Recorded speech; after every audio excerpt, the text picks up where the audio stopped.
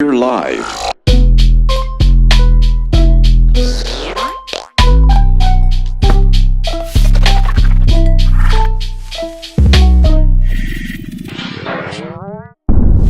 Let's paint.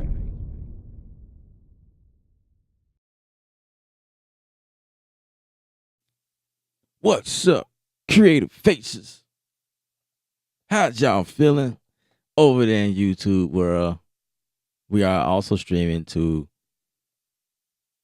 Facebook, Twitter, and Twitch? What's up to the Studio One gang? Got several people watching. We got people that use Studio One, people that's new to Studio One. You want to see what's going on. You know what I'm saying? You came over here to see what all this commotion is about. Like, what is these people talking about? They talking about this new Studio One 6. I want to see what's going on over here. And so the question is it worth it? So that tends to be the question. And so hopefully I can address those questions. So you guys feel free to ask whatever questions you may have. You know, it don't matter who you are. But I wanted to spend a lot of time in this video, particularly to the people who are new to Studio One, because it's a nice amount of things that are happening, and Studio One is starting to be that thing now. I guess it's simplistic. I don't know why you guys are starting to look at Studio One. I know that when I first started, or when I switched over, I was using Logic Pro at the time, and the whole reason why I moved over was because of simplicity. It was more simple to use. Well, not necessarily simple, but the features, I'll say that. The features were a lot more appealing to me and my needs and what I was looking for. And so therefore I landed here. I was using Logic, and Logic is dope, Logic is a really solid program, but when I got wind of what Studio One was doing, it worked totally better for me. But for someone like me, I already had instruments. So that's going to be the important thing that I'm going to kind of go into. It was all about the instruments that I currently had. So if I have any beginners watching, what's up, Drama? What's happening? We got Jay Beats on. We got Ad West here. What's up? What up? What up? What up, everybody? Victor is in the building. What up? So what got me started was not the fact that Studio One had instruments. What's up, Buck? What's happening? So, trying to get YouTube up so I can see y'all questions on the second screen. That is. On the second screen, that is, of course. Of course. So anyway, you guys that are watching right now, thumbs up on the video and also subscribe to the channel. If you are new here, I appreciate it. All right. So I got oh.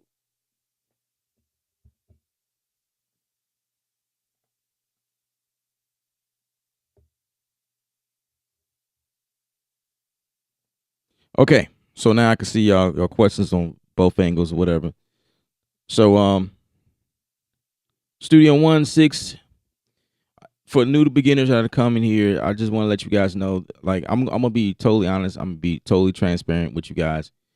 If you're looking for a DAW and you want sounds and instruments, stuff like that, Studio One is probably not the best place to come to because we have a very limited instrumentation here. They're like, I don't know what personas is thinking that that's not important, but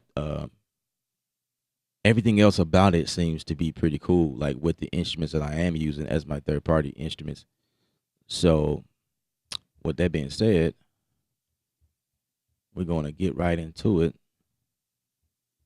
Show y'all what's going on. Show y'all what's going on. I've been in the Studio One all day working on the mix, all week long actually. Working on a mix.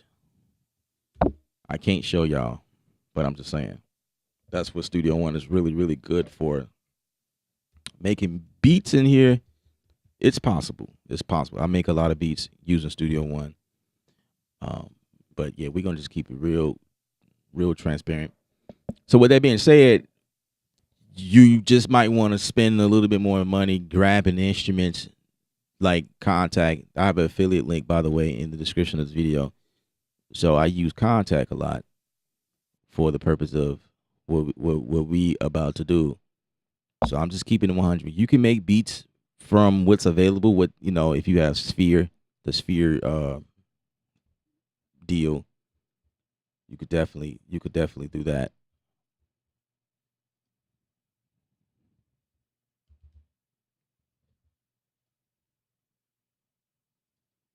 Because with Sphere, there's a lot of loops and cool things. So they do give you something. They give you something, but that's an extra cost to you.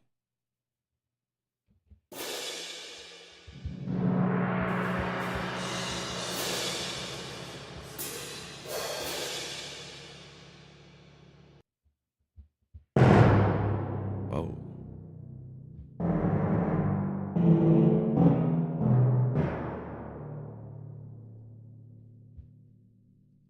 All right. So we're gonna go through some simple stuff. I'm gonna show you guys like what's really going on. On top of the fact that Native Instruments released Complete 14.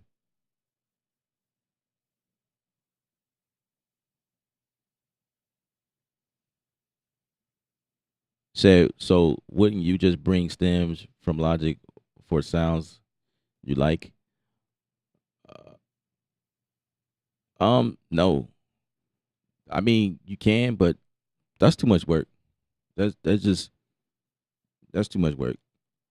Using Logic and then bring it over, like it's pointless. Just use Logic and just do your thing. You know what I mean? Like Logic does the same thing as Studio One. So why go through that to do that? Nah, I'm good. Just for me, I'm doing it all in Studio One. Just keep it all here.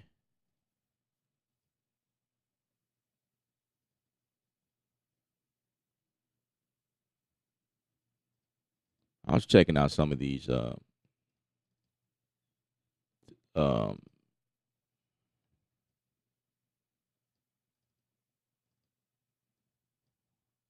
checking out this update actually. I'm like, whoa, what is that? Ooh, that sounds good.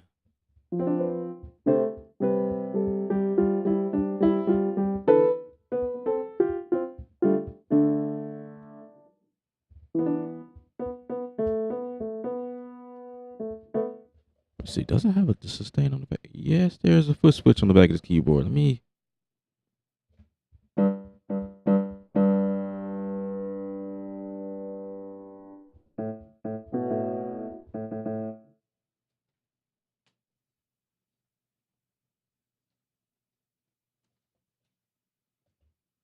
You know what? This thing is plugged to my other. Whatever. Let's go.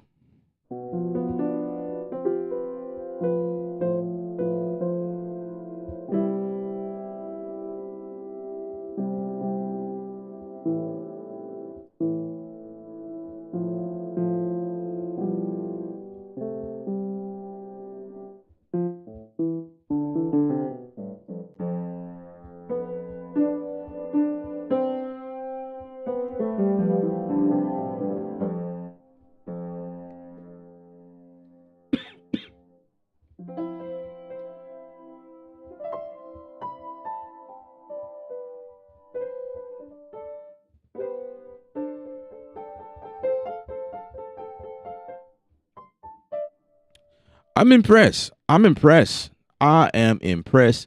And this is the factory stuff, man. This is the factory stuff. Anyway, so real quick, this is Studio 16, right? And basically, when you first come in here, it's going to look like this. You're going to have a welcome page, and you're going to see those tutorials and different things like that that you've seen on the videos when they announced 6. So if you're not familiar with 6, you know, there's some prompts and things like that, templates and whatnot. You know what I mean? You go to new, there's going to be this that's going to pop up, and you can choose between these different templates, but you can start from scratch. You don't have to use any of these templates. Like me, I don't really need to use these templates, but it's pretty cool to have. You can also make your own templates, which will save in this section when you click on the user. But in my case, I just go with it. I keep it going. So I'm gonna come in here, the empty project. So real quick, the navigator is on the bottom, which is where it lives. So your play, stop, rewind, that type of thing is at the bottom. Also, if you need to do things like note repeats and stuff like that, that also lives at the bottom. It doesn't pop up like this by default.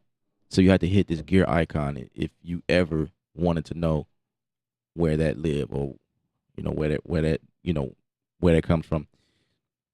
Down here you also have the option to record takes, and this is how you access that. At some point I'll show you guys that, but we're just gonna keep things real basic and simple and get something going real quick. But this is one of those things that I like about Studio One. They do have this window you just press by clicking this wrench icon, and then you hit activate. This is actually a macro quick key command down here, but it's the same as if you pop the window out, you can hit the activate button. So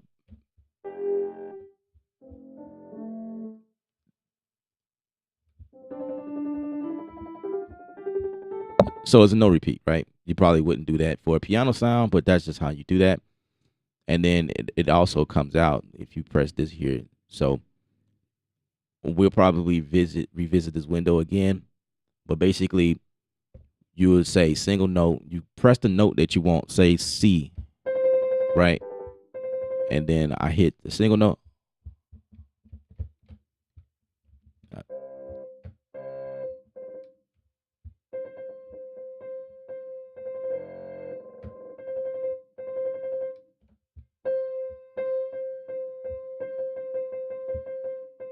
Right.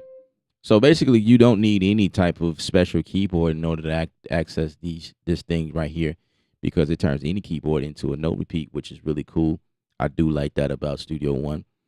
But if you have any of the name brand keyboards, like I do, like Native Instruments or Akai, things like that, there is something that comes on the keyboard itself, no repeats and such. But yeah, so I'm gonna deactivate those.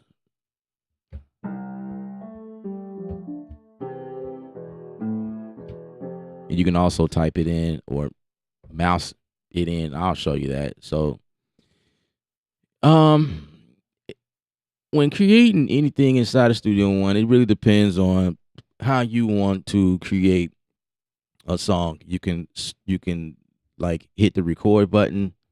In my case, I have a lot of devices that helps me record right away.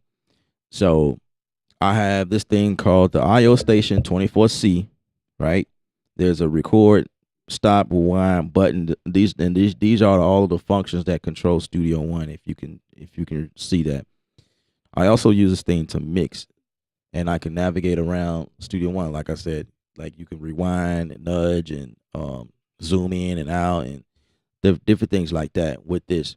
I can also do that with this keyboard. This is the M32 by Native Instruments.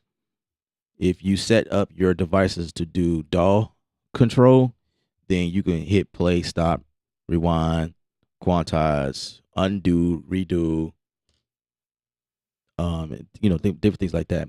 And what's cool about Native Instruments products is that you can do that with DAW control. I have the big one as well, the 49 key.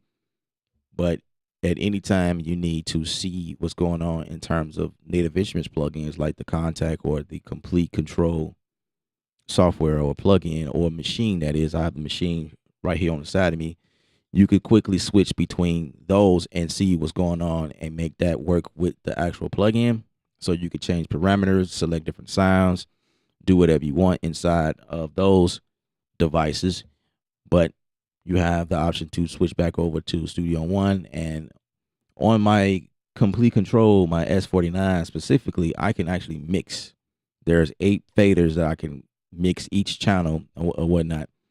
You could do the same thing on here if I'm not yeah, you could do the same thing on here if I'm not yeah. So it's 8 knobs here on the small thing. Yeah, so DAW integration is everything, or you could just hit the space bar on your taping keyboard. You can also, like, if you have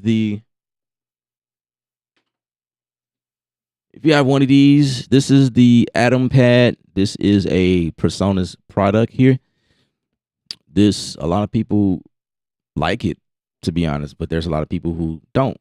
I ain't really care for it. I think it's cool, but it's like, I don't really use it. I use it, but I don't use it, if that makes any sense. But then you also have this other device that Personas has called the SQ. This is the Atom SQ. So that one, the first one was the Atom. That's the pad. And yes, you can connect both of these together. So if you have both or you're looking to get both, you can connect them both. Studio One will see it and you can use both, no problem. This one I stick in my bag more so than the Atom because this is a full-on keyboard. I like this much better, to be honest with you, because of that purpose. Because I come from the era where programming beats on the piano was my thing, so I've always kind of stuck with that concept. But this is cool. It's small, compact. It serves the same purpose.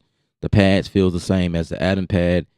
This also has the knobs, and you can stop, rewind, record.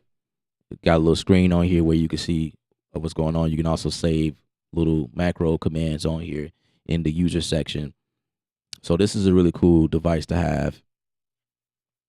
But we're not using it today because I still love the tactile feel of a synth keyboard. It's just, I don't know. I love it.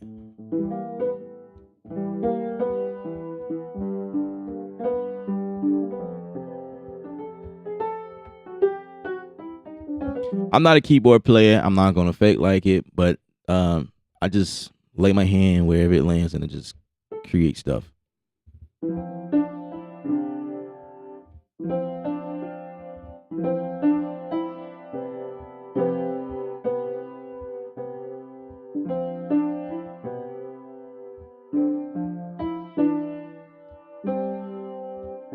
Whatever.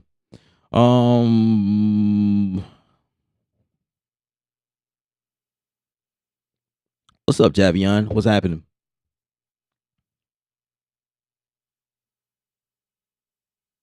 All right, so like I was saying, with this setup, um, most of the times, like beginners will have a laptop, right? So cool thing about Studio One is that it can live on your PC or Mac. It depends on which route you'd rather take.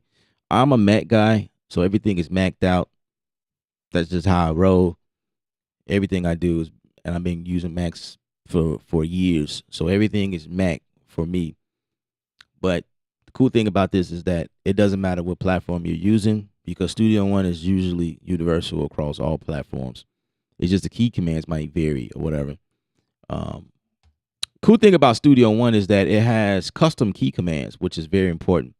I like to be able to customize my commands to my liking instead of being forced to remember a key command. With a DAW that like Ableton, like you have to learn the key command there. There's no customize in terms of that. But I digress. Anyway, like I was saying before, so right now there's different things that are happening here. We can go ahead and get going. So this is more so a linear DAW, a linear workflow here, which means left to right is how you create.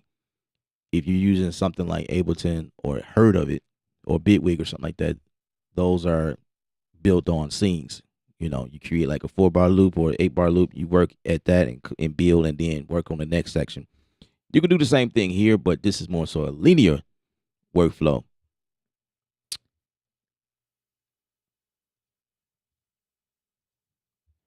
I'm going to see what did I play because I kind of like what I was doing somewhat. Because this thing also does what's called retrospective record. So everything I've played on the stream so far, it actually recorded itself, which is really cool.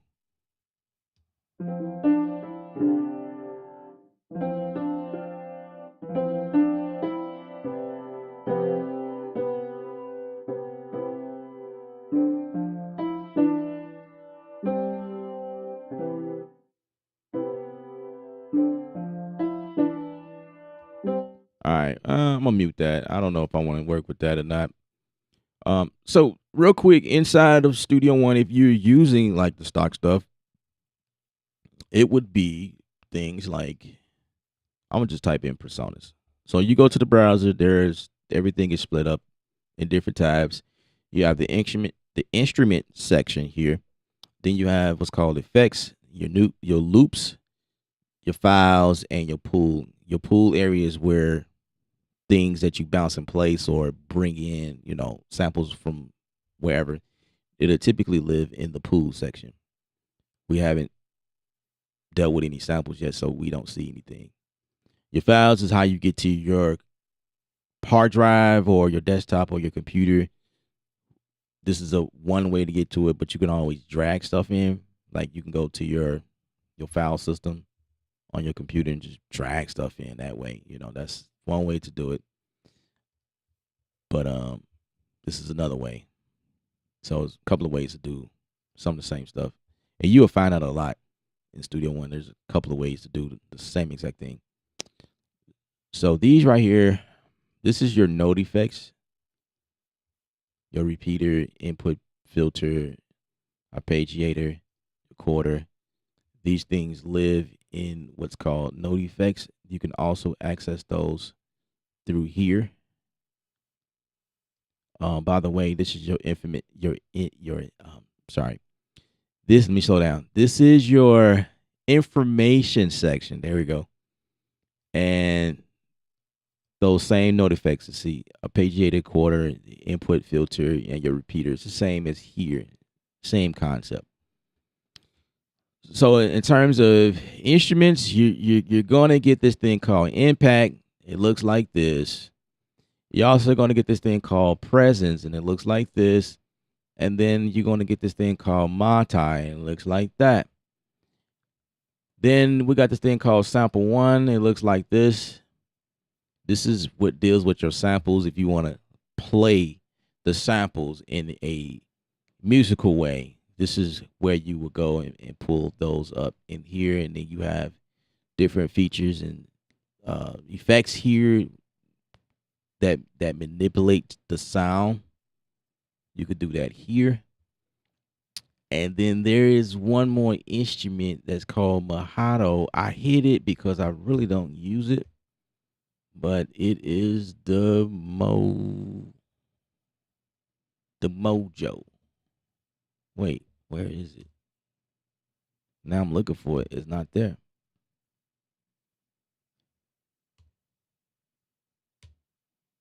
Did they take that out?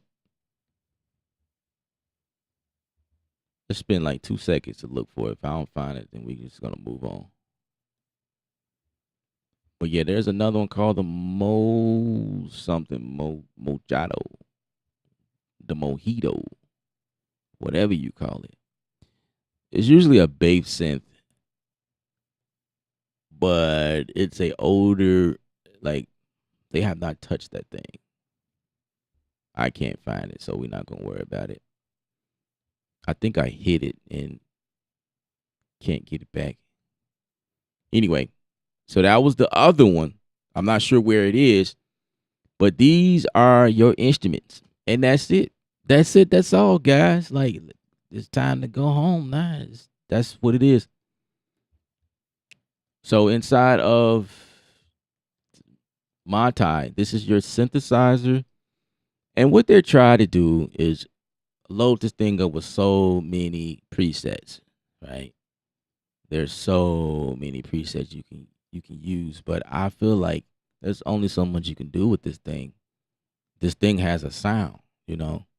There's definitely a vibe here, and we need something more updated or whatever. But this is what we get.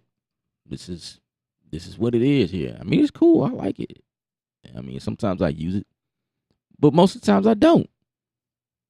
So that's Montai. Presence is what usually handles all of your acoustic stuff, like your pianos, your strings, your cellos, your violins, your bells, some orchestral stuff, you know, acoustic bass, guitar, stuff like that. You know what I mean? They got some stuff in here that sounds like synth, but it's mostly going to be like acoustic type stuff that's more so like real instrumentation type stuff. So you got your EPs, you got your organs and stuff like that, and this is where you come for that. And that's pretty much the gist of that. Now these sound, I mean, there's some real decent stuff in here. I ain't gonna lie, especially if you got Sphere, you get, you know, presets that make this thing sound pretty decent. And just like my tire, you have these extra areas where you can change and modify your sound, where you can modulate and turn on a delay, turn on a reverb, add some distortion, play with the EQ, you know, that type of thing. And it's as simple as that. You just have to go in and play with it and see what you like. And then we have Impact. Impact is your drum sampler. The cool thing about this is that all of these pads can be routed out individually onto its own specific channel, which means you can add distortion or reverb or EQ on a pad by itself, which is cool. Just like Montai and Presence, you have a section where you can grab these presets, like so. Different kits that comes out inside of Sphere will live in this Personas folder. All of these folders right here is associated with things that you only get in Sphere. If you don't have Sphere, you won't see these. MVP Loops is a urban style sample company. They have exclusive sounds for Personas Studio One. typically you would get these when you buy the add-on pad or the SQ, I think. And these is what comes free with your purchase. So you'll get like access to these. And you always have the option to customize and add your own stuff and save your own presets, things like that. This sampler is more so a simple version of a drum machine. There's nothing spectacular about this. It's just real simple, quick. In most cases, that's all you need. Right? So that's really the gist of the instruments. That's all you get, guys. And this is the reason why I wanted to tell you that I'm going to be very transparent. I don't use any of these. Like, it's great that it's there, but I don't use them when I'm doing serious production. I don't use these. I use these to add on top of, like, ear candy, make something thicker, but I don't rely on these. If someone say, hey, Ella, I need you to produce a pop record, bruh. I'm not using this to produce a pop record. We're going to use something that costs money, a third-party instrument, because Student One don't have stuff like that. I'm just saying. I'm just being real. So for effects, I have tons of effects. The ones that come in your Studio One install would probably be the Rotor, which is your organ style rotary speaker here. That's one. The Pro EQ will come in there. The dual pan, I think, comes in there. The spectrometer, of course, comes in there. And this is how you just gauge your equalization in terms of the project, where everything is. I usually put this on the master fader. Then you have a phaser, a gate. The splitter is standard. The splitter is a cool thing. It's a cool way to do different things on the same channel. That's what that's for, if you've never seen that before. Then you get two reverbs, a room reverb, and you get the open air. These are Studio One's basic reverbs that comes with here. Your room reverb will be your simplified version, and then your open air will be more so your more advanced, I guess. Then you get a phase meter, scope. You get a toner. A toner? Let me verify that in my brain. A toner? Okay. That's cool. That's cool. Then, of course, a compressor. This fat channel is also something that comes in your install, or at least it used to, or the basics of it will come like this. Like you get the basic. This is what come. And basically what a fat channel is just a channel strip. That's all it really is. So you got your EQ that comes in here. This is your gate right here, and you can control the high pass filter. It comes right here, this knob. So this is one section. This is your gate section. This is your compressor right here, basic compression. And then here's your EQ, right? You turn these things on in order for it to take effect. And then you get your limiter. So basic, simple stuff here, like 4-in-1, great. But in order to get access to the vintage stuff like these, like your tube, your FET, these things that are modeled after vintage gear, then you will have to have a Sphere account in order to gain access to these type of plugins. And typically, this would be for somebody who is into mixing, because these are mixing plugins. This is the type of plugins that I have, but I use Waves for a lot of the stuff that I'm using. I will oftentimes use some of these as well. I think some of them sound pretty good. They do the job. Also, the same for EQ. This is another section right here. Also, the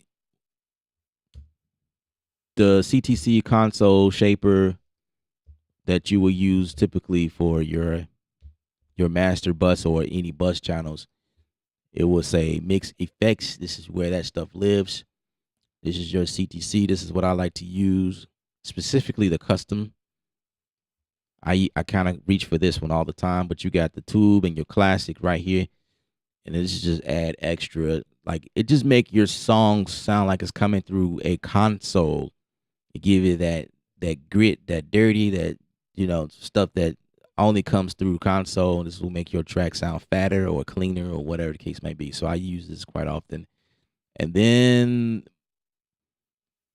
this is another one I like to use from time to time, especially when I'm doing lo-fi style music. I'll use the tape, and this give me that cassette tape sound. And yeah, it's really cool. I like it, but you have to have the Sphere account, or you can buy this outright. And then you have the Alpine, and then the British one, the British console, if you want that sound. And then I think that's it. The other one's just a console shape, but this is more the simplified version. This is what I had at first, and then they updated to the CTC one, so I use that instead of this one. But yeah, so that's how that goes.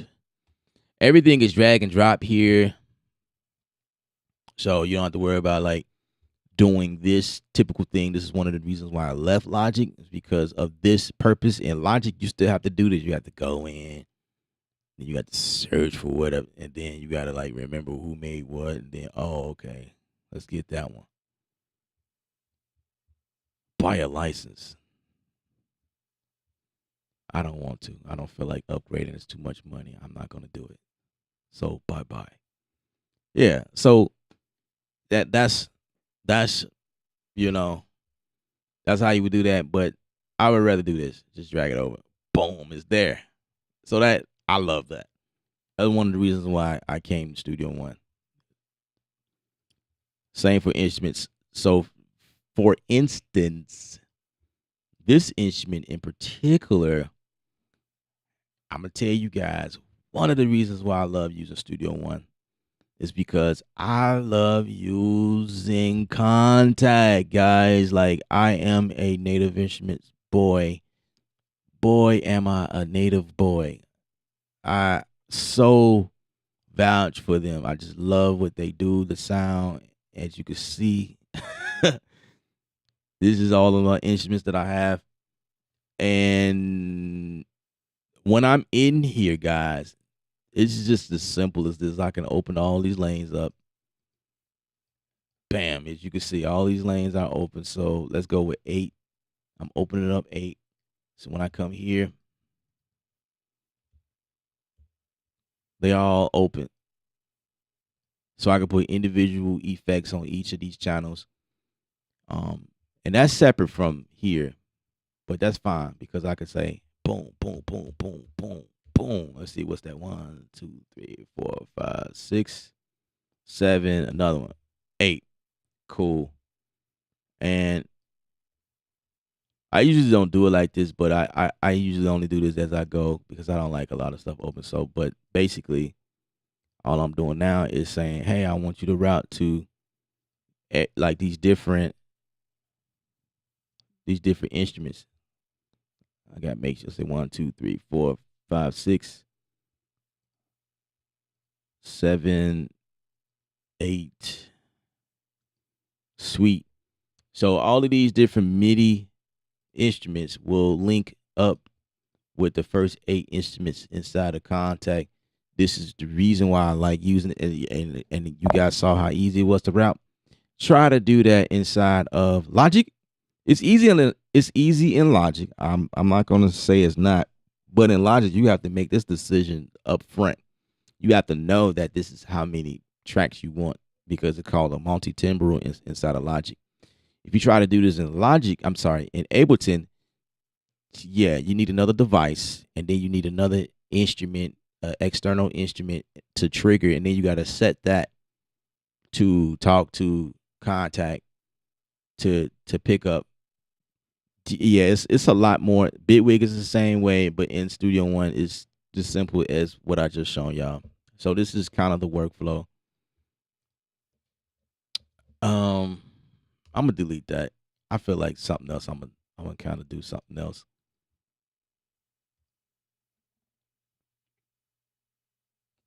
Um, What else can I tell y'all? This up here, these are your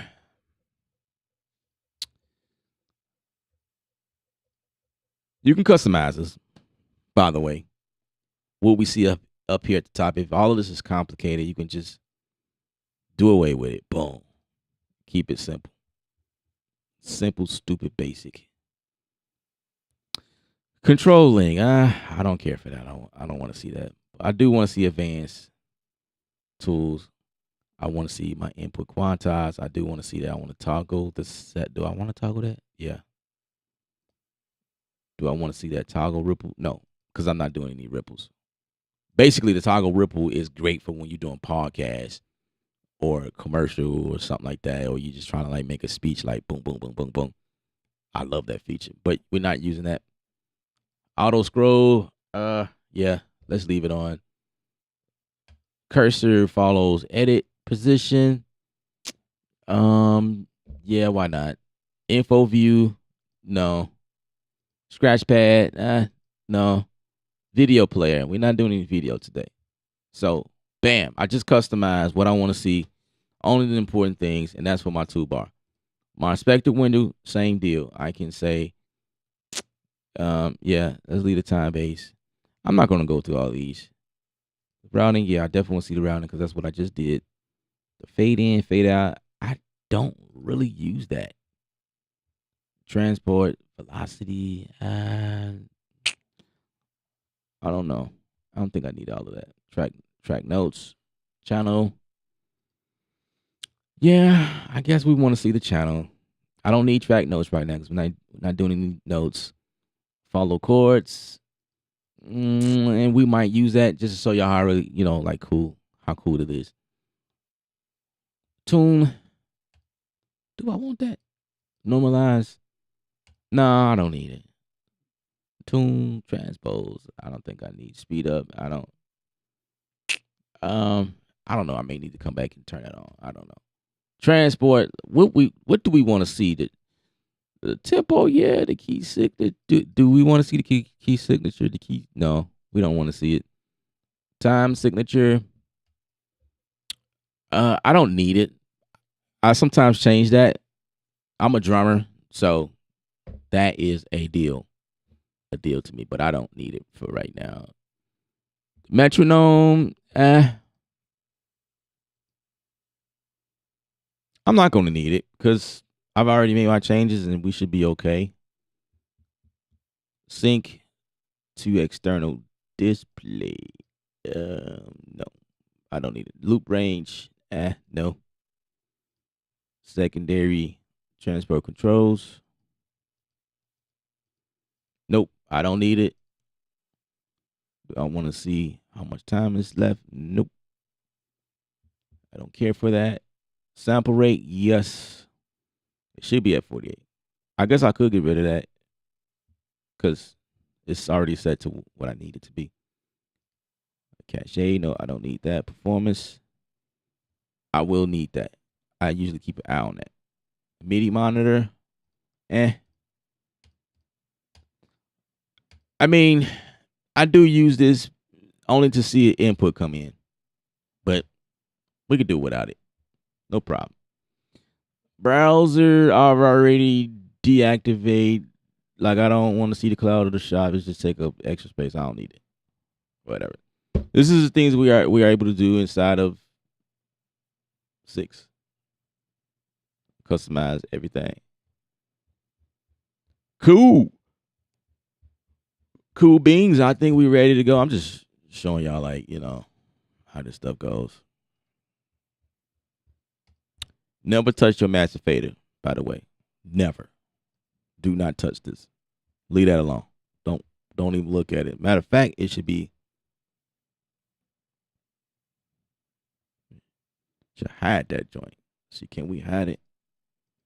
No, it ain't gonna let us hide it.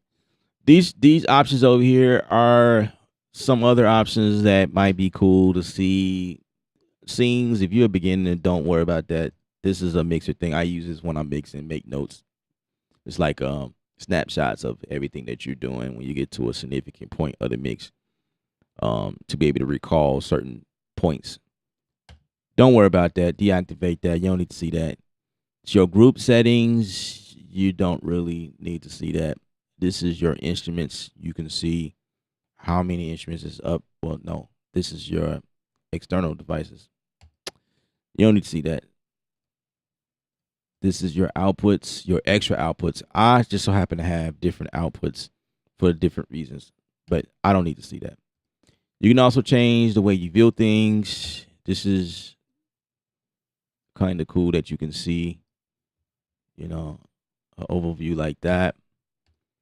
And then also, if you are the person who rather have the plugins to come out on the side, this is how you do that. Everything comes out on the side versus on top. Like this.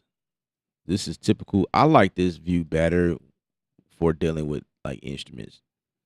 You can always resize this here, which is also cool. The moment you go all the way down, it starts to hide things, and you only see the pan and anything below that. But if you don't see the extra functions, all it is that you just go here and just adjust the height, and boom, voila, you see those extra instruments and stuff, inputs and outputs like that, right? So this is the typical way I like to work. Instruments that kind of just go on top of each other here in my face like that. But you may not like that, so you might say, hey, let's keep everything basic, minimum. And that's totally fine. That's doable.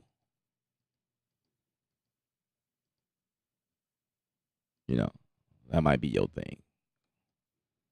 Which is cool because it's, everybody's different. We got this other thing called flip faders. This deals with like sending instruments. So let me go back to this view. So this is the reason. This is the other reason why I like Studio One. It's the other reason because on this track,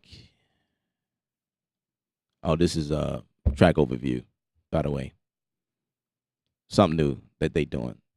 By the way, say for instance, I added a RC 500 to my send. See what I did? I added it straight to my send, which means an effects channel is automatically created, which is right here. See that? And it put the plugin on my effect channel.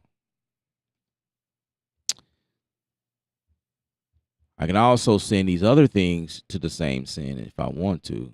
I can say, hey, I want to send you there. And I also want to send you there. And I want to send you there too.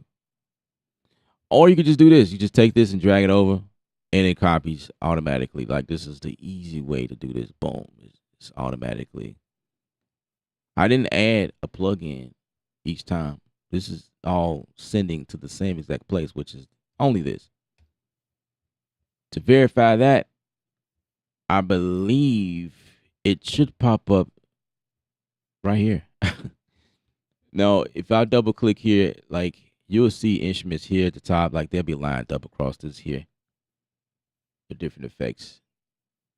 But it's only just this one plugin, and all of these are going. So typically, I would do that if I'm doing like reverb. I want everything to hear or send it to a reverb. Instead of adding a reverb to each track, I would rather send it. You know what I'm saying? That's one way to do it. Oh my gosh. I need to update my courses. There's so much stuff I can tell y'all, but we're gonna get going. That's just basic stuff that you should know. And these type of things will help you when you make a beat. Like those basic functions. I'm not going to go down through everything you could do, but just know that those are simple things that you should know. The other one is like when you get to the point where you're creating a track like this, all I did was double click and it created this. You also have the option to see other information like so. You can like click this button right here and you can see these other lanes. So for instance, if I was to create a arranger track, which is typical for me because I love using arranger tracks like that. No, it's probably like that. That's my intro. Let's get these synced up like that. Right? So this is I could do better than that. Let's click there and get rid of that whole section. So bam, there you go. There you have it. We were just working on this one section. Because what happens is that a lot of times, like when you do stuff like this, like create markers and whatnot here in the arranger window, but when you get to the piano roll, you are lost. The other thing is the fact that you can pop this window out like this. See what I'm saying? You pop this window out and have it on a different screen. Then you will see the power behind activating these different parameters here because this will be on another screen and your arranger window will be on another screen. And so it just makes better sense to see and have an eyeball view of what's really going on, like what part of the song you are at right here. You know what I'm saying? Instead of like looking over here on this page all the time to find out where you are. We also have lyrics. Oh gosh, this is a lyric channel. This is new, guys. Um, so I can, I don't know, type a lyric. The first word to this song is gonna be "Hello." It's me that you're looking for. You know what I'm saying? Those like dope lyric joints that I got. I don't even think I did that right. But basically, it's here. We got lyrics. Let's see. I'm gonna attempt to do it correctly. I'm gonna learn this.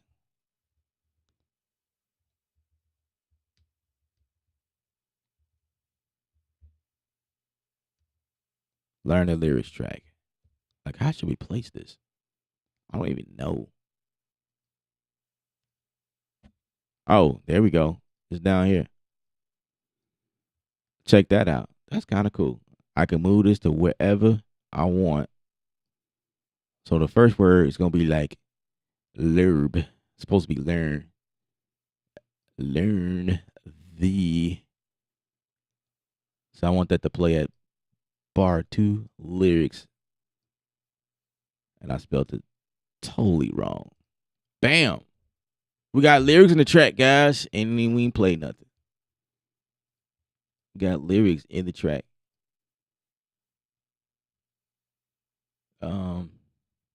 That's crazy. Yeah, that's crazy. Sweet. I'm cool with that. I think those are beautiful. Let's put this back in here. Also, it reflects here. I can like go to like clicking on the word. It takes me exactly where those lyrics are. So this is really cool for like guys that are artists. You want to put your lyrics in your track. Keeps help you keep things organized. Blase blase. Oh, I I just felt like they're too small. So let's make it bigger. No problem. No problem at all. Does the lyric? Oh, I said hello up here. What's going on? Why isn't it? What's happening? Hello?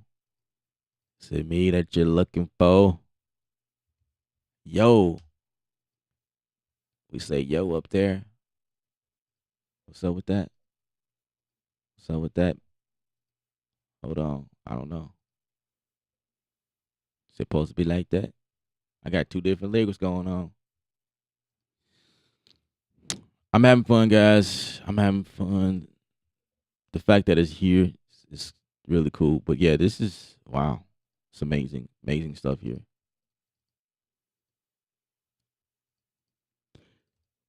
Cool, cool, cool, cool.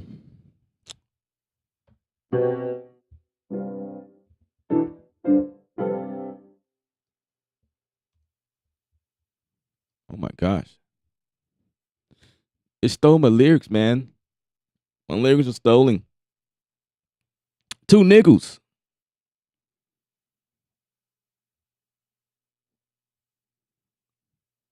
It is your. Wait, did you just join again? What's going on? Steph B is in the building. Checking in from the road. That's funny. Dre, can you please explain your workflow with machine drums in Studio One?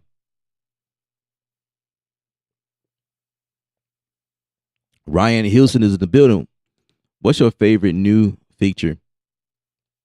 My favorite new features is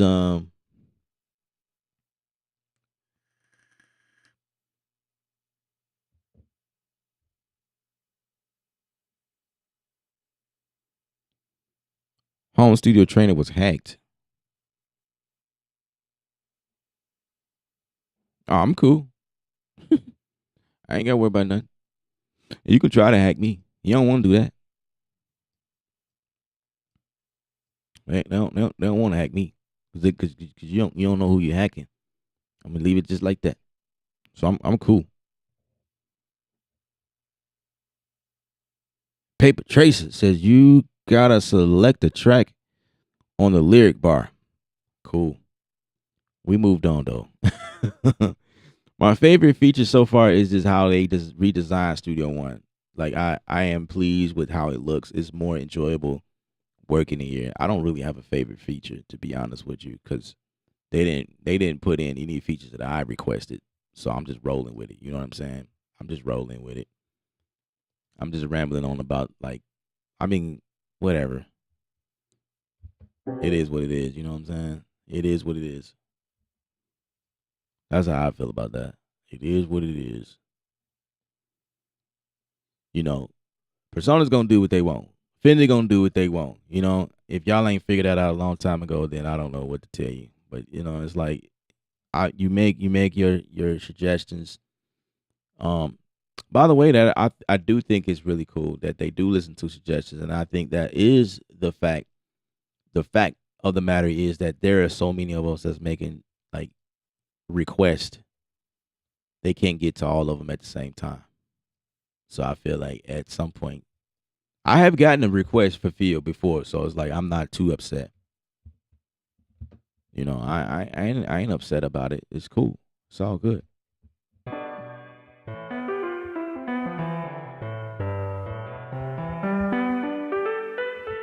Somebody want to know what's my workflow with using machine. I hope y'all subscribe, man. Every all these questions coming in because it's like I do this all the time, and I hope that you subscribe because that's the way you really see how the stuff goes. But yeah, I have a real deep and heavy machine workflow inside of Studio One, so be sure to subscribe.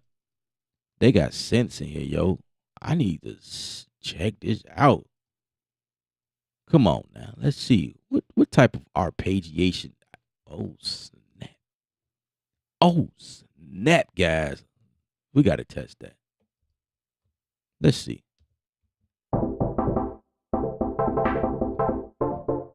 Nope, not what I was looking for. What is going on? What is going on? Okay, that might be more so.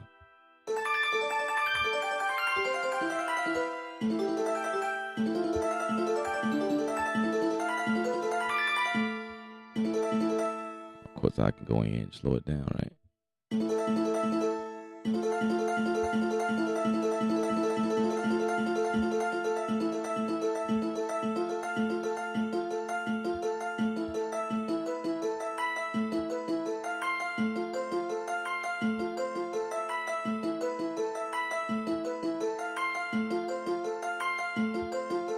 Ooh, I like that.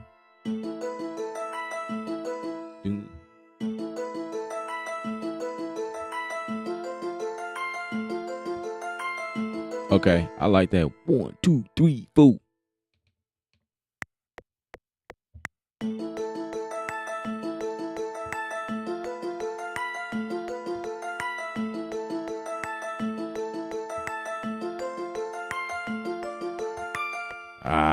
Like it.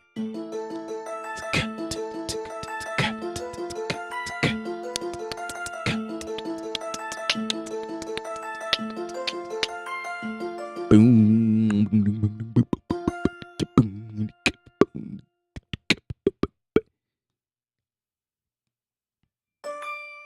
I like it. Come on, let's go. Come on, let's go. So we're gonna like loop this one section right here.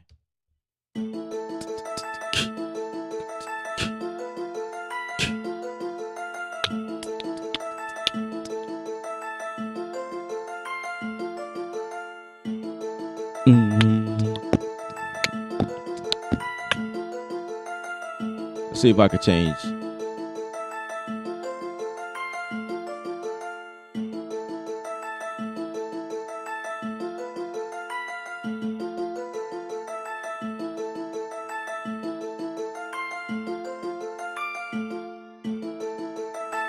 Ooh, okay. I like that.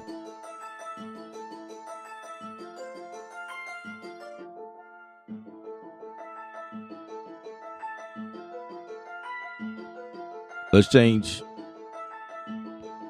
the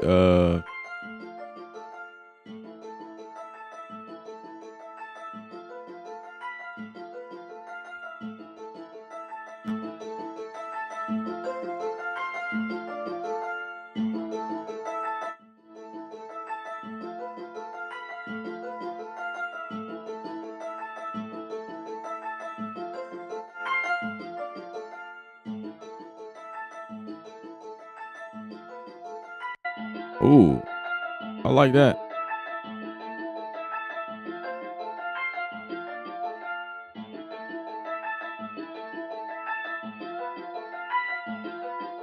Okay.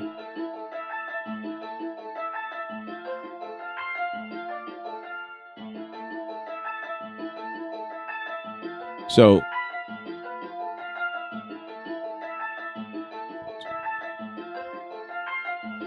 Studio One has this plugin called Trim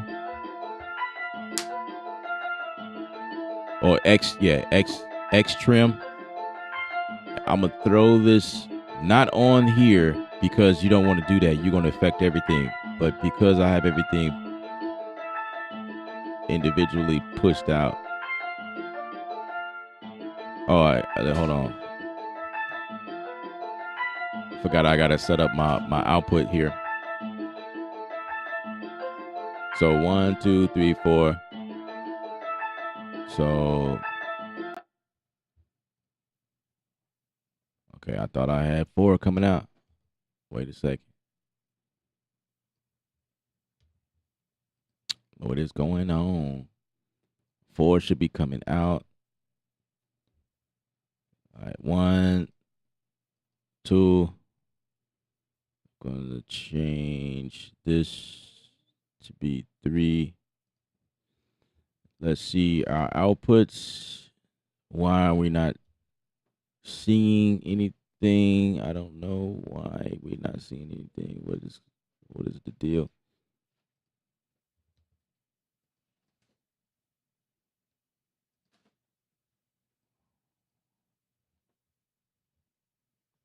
Uh-oh. Did I break it? Did I break it?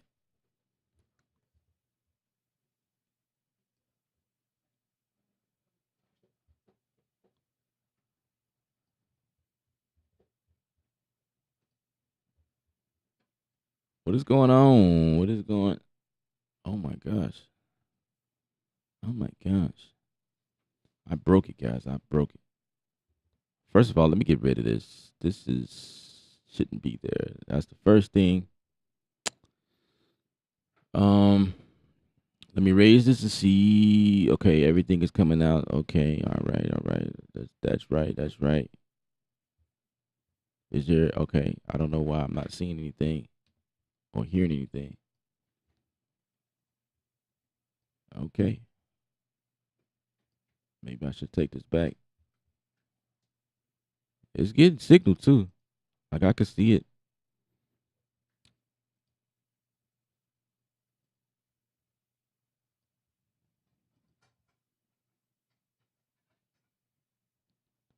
This might be a glitch. I don't know. So that one works. That come out of 3. Okay, that works. But this one is not working. That works. That's fine. Might just be this one instrument.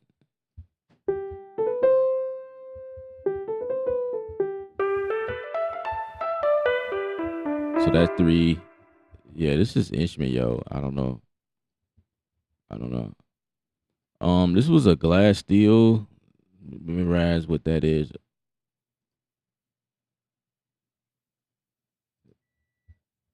And I don't know. What did I do?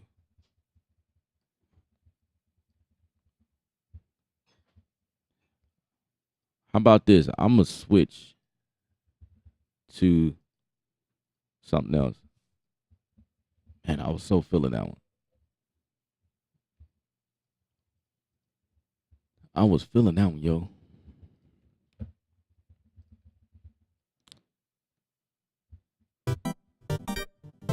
Okay, it works now.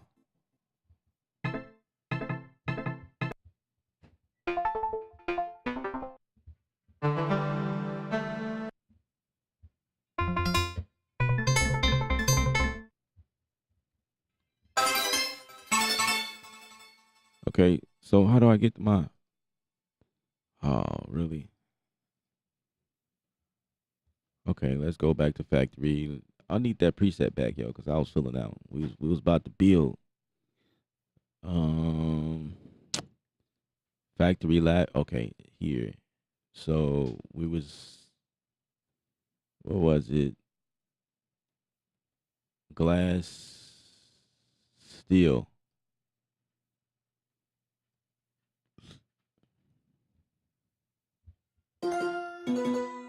Now, I don't know why I did that. I don't know. But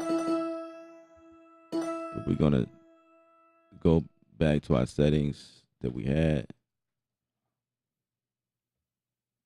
We was at 1/8 straight. Yeah, that's where we were.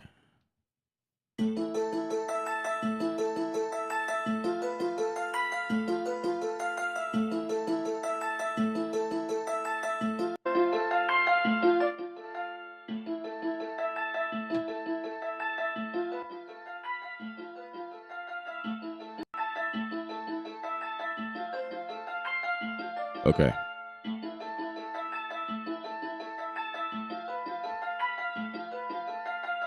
So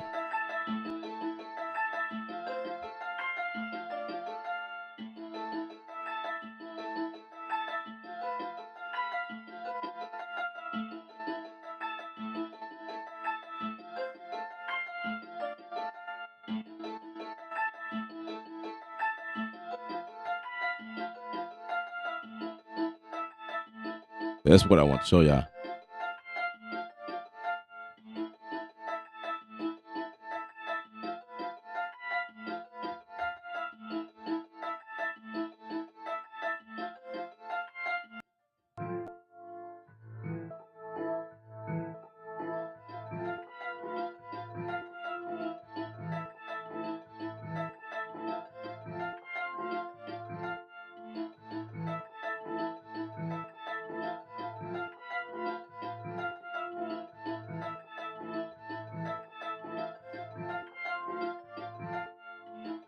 So I'm gonna use Massive, which is what I like to use. Massive is by Native Instruments as well. So I told you I'm in this stuff heavy. Drag everything over. These thumbnails that I can see, that is manually. I wish there was a way that Studio One can pull thumbnails of the actual GUI like automatically, but we have to like set them manually like this. So it's basically, if you want those thumbnails to pop up, you just go here at the top and say update plugin thumbnail, and it'll snapshot this and put it right here. So I'm gonna turn this down real quick.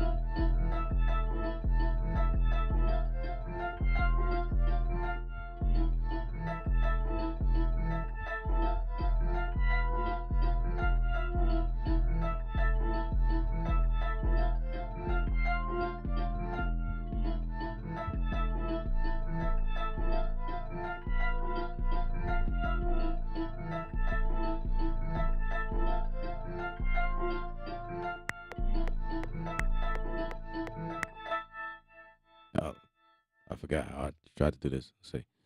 1, 2, 3, 4.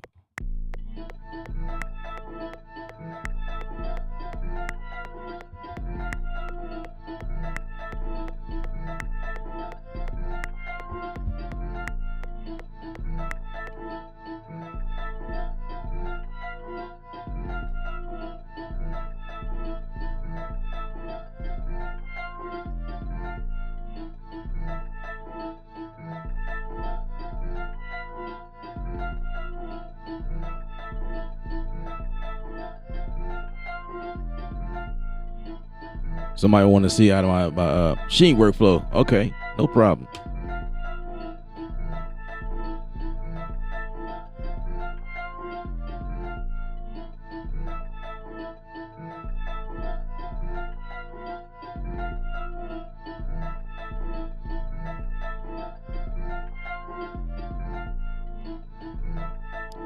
Same concept.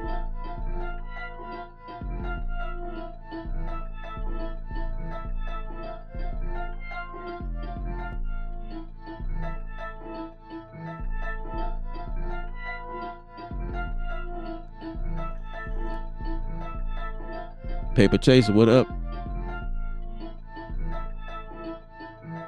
Oh, I said something. I said what's up to you earlier. I read your comment earlier. Never mind.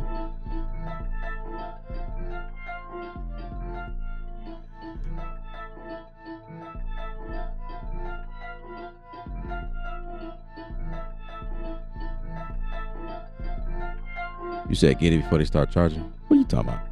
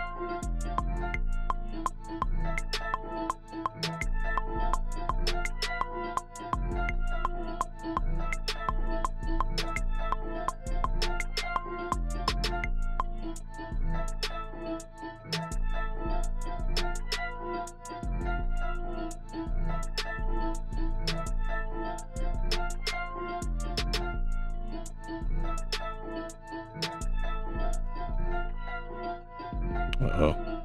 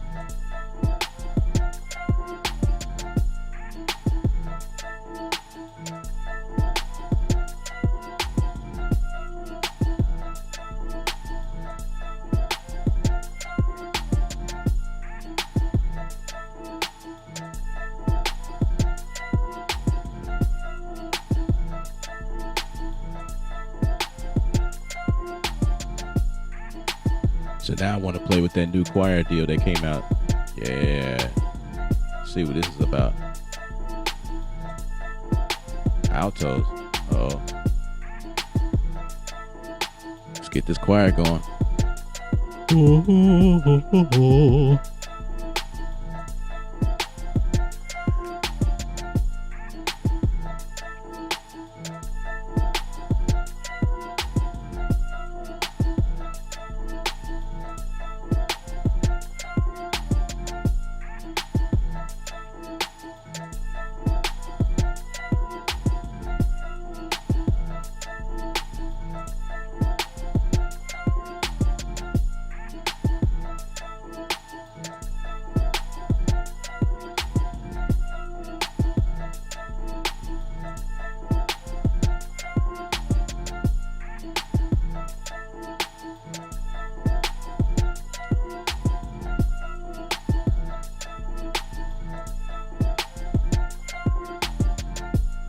Alright, so we're in MIDI 5, which is this one right here.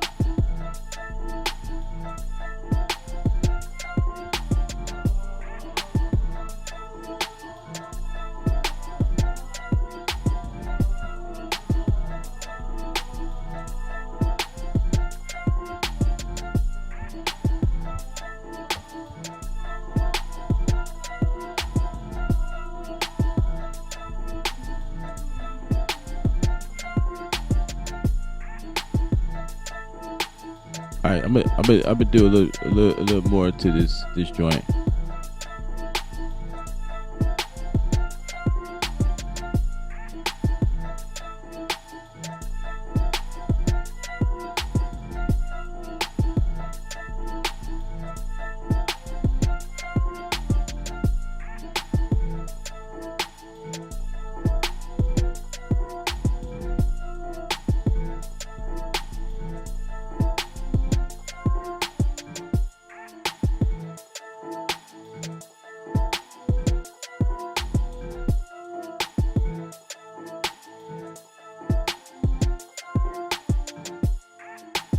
That was a quick little beat. So let's go to a new pattern.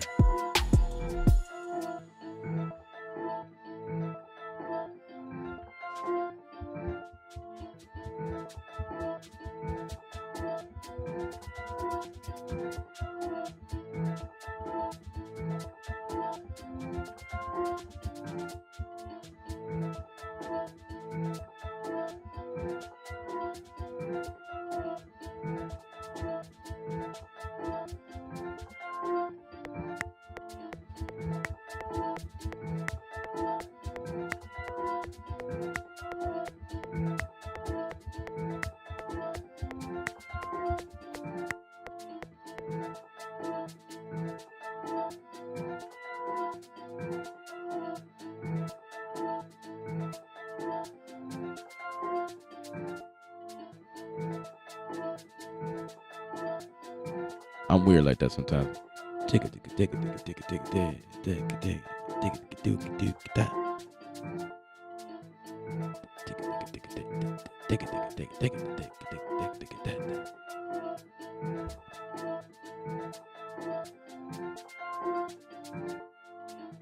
Cause I hear it in the rhythm. Now we in 6/8 right now. So let's bounce that in place right quick. Let's see what we come up with.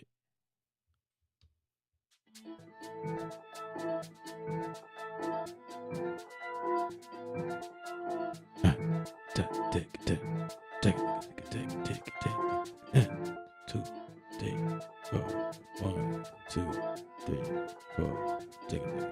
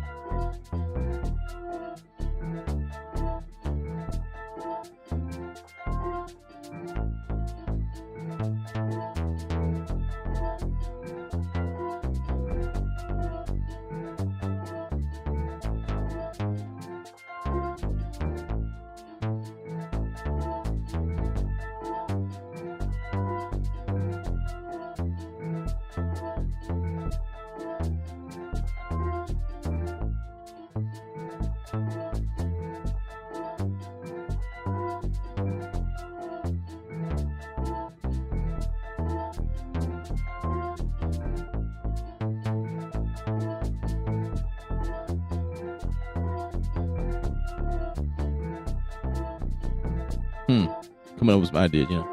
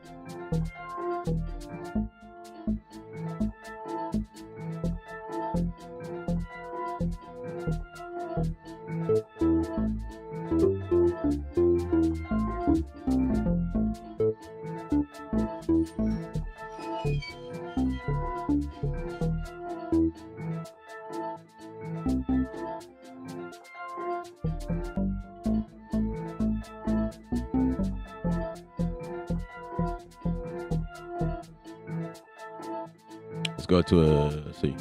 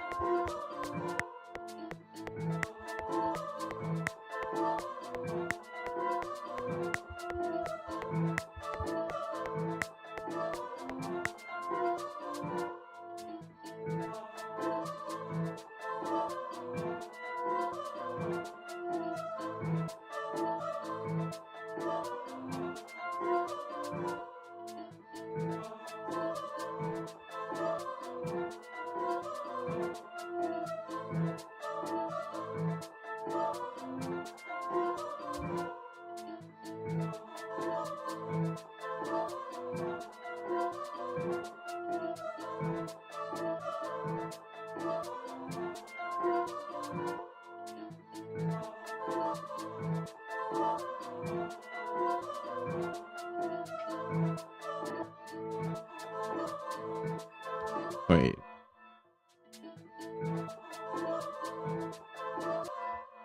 I can also see two different notes, two different MIDI lanes. So the one I did from the other one is, oh, that's an audio. I already bounced it down. Dang. So I'm not gonna be able to see it. I could see this one, contact 10. Let's go. Let's go for that. Contact 10. Let's see what pops up. Contact 10.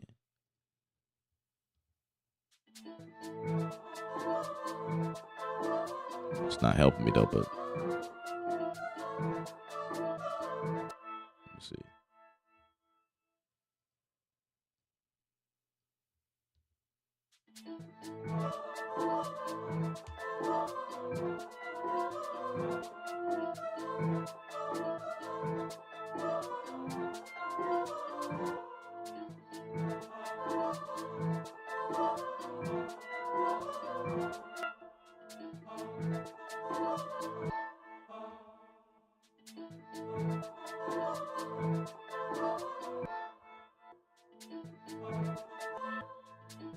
Okay, right there. Right there.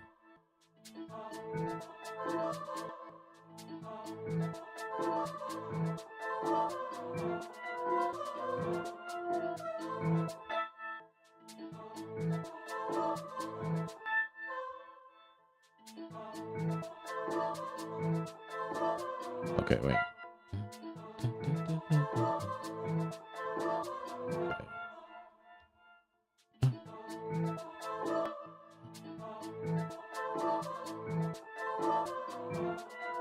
That works.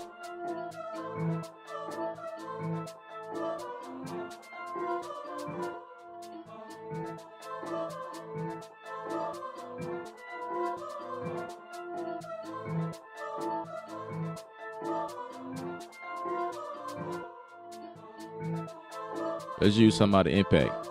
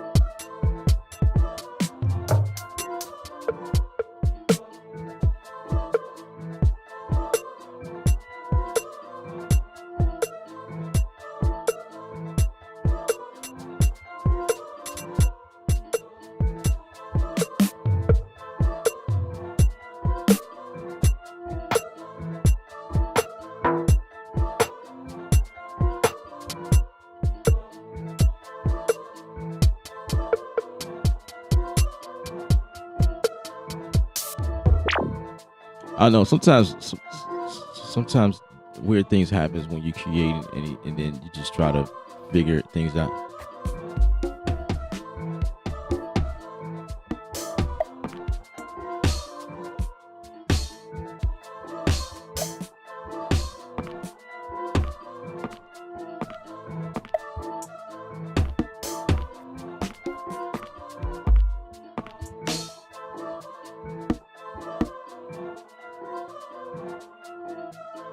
I feel like playing with this um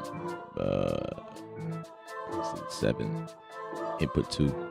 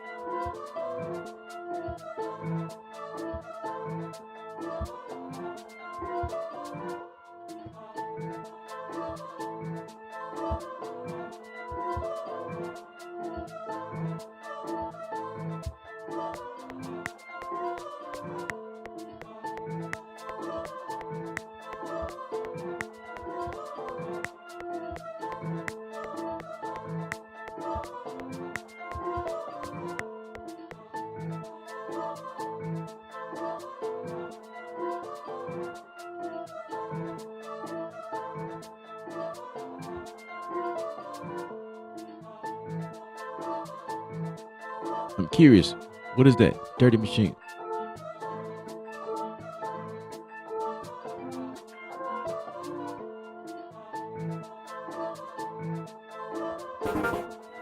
Oh, that's what that is. Never mind.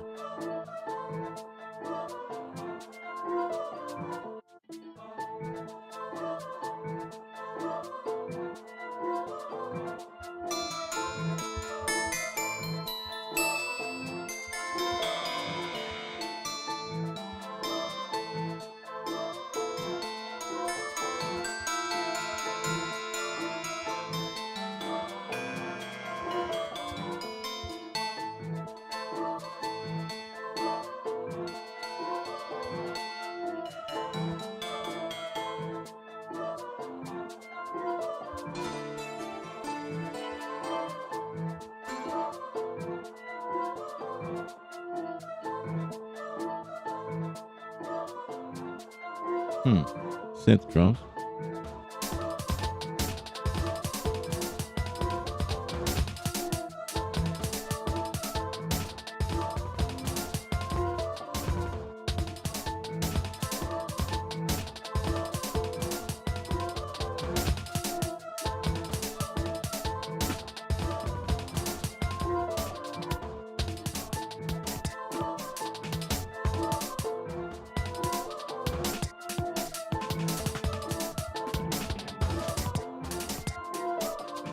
It just plays automatically. It's just wow. Okay.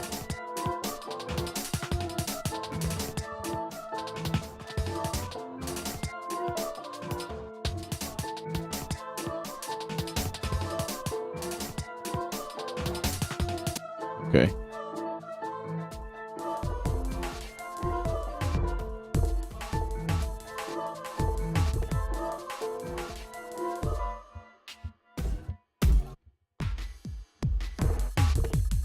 So it's just gonna play automatically. I don't even have nothing triggering it.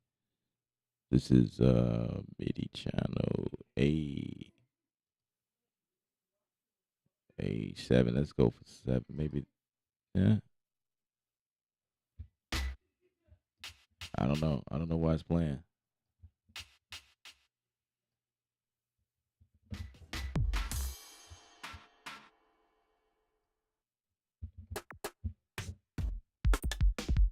I feel like that's gonna do the same thing. Yeah. It's got like there's probably a play button in here.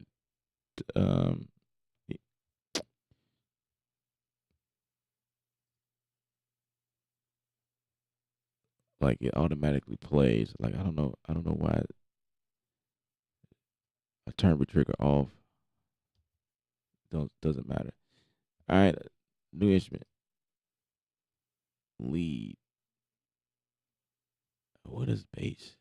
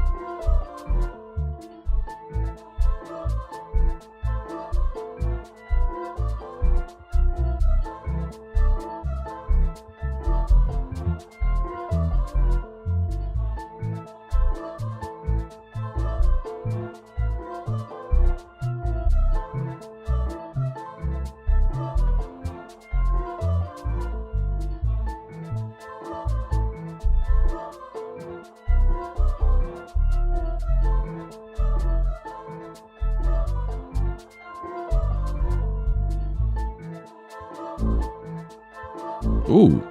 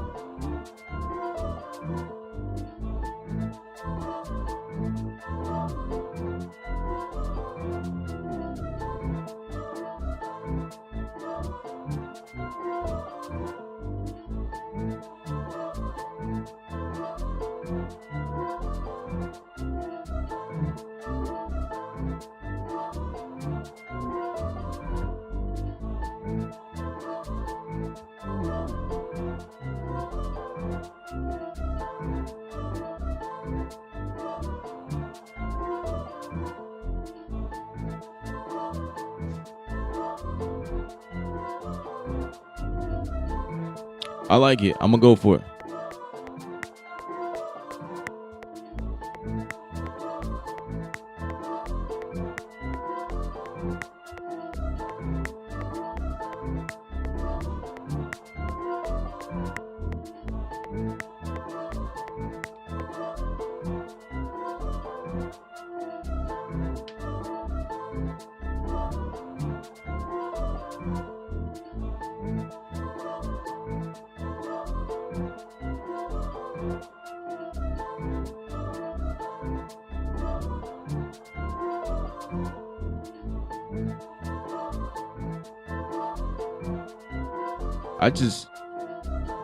I know I labeled this video as like beginner. I don't know what happened. I switched gears real quick.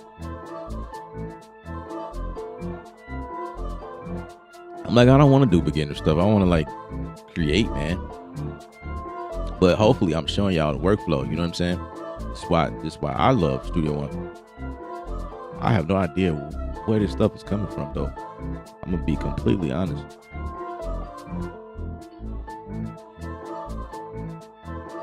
Like, everything ain't trap for me, you know what I mean? I do trap sometimes. That's how I started, but I'm like, you know, that's boring. Let's try something else, you know? So this is what happened.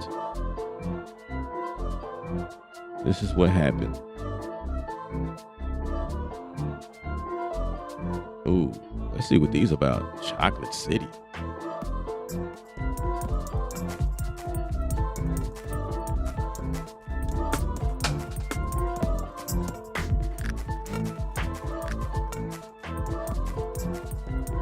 There's got to be a reason why this is happening.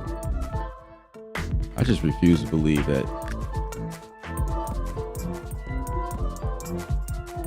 Okay, let's get MIDI information from somewhere. And this is where that customization joint come in at, because took that thing out.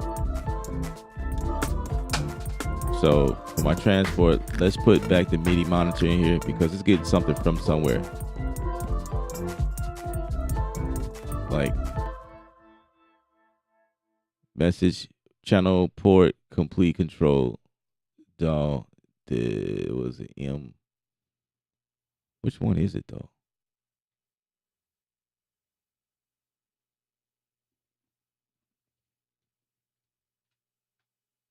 Let's turn that thing off. Let's see.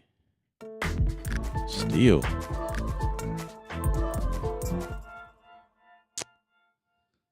Oh, what is it? Why is it doing that? Stop. Maybe it's this thing right here. No?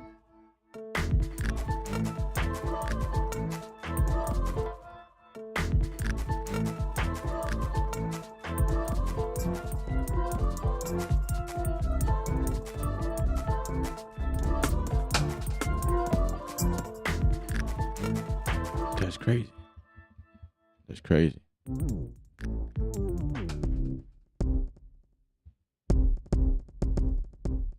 So it's definitely coming from here. Just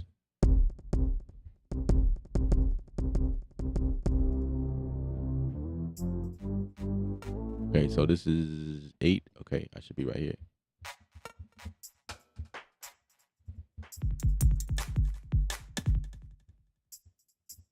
So it's like one of these keys are engaged. I don't know why.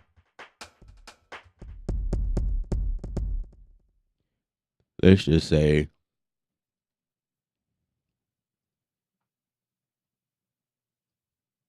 not from all inputs. We just want M32. Let's see what happens.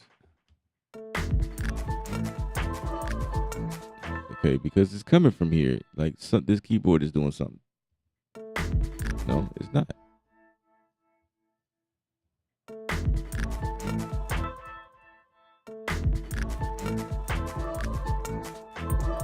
That's weird. This has happened to me before. And I forgot what I did to fix that problem. I forgot.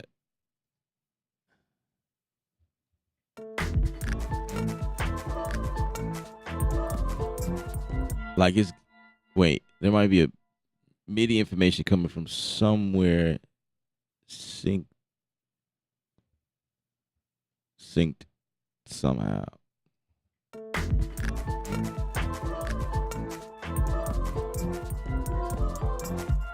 Reverse.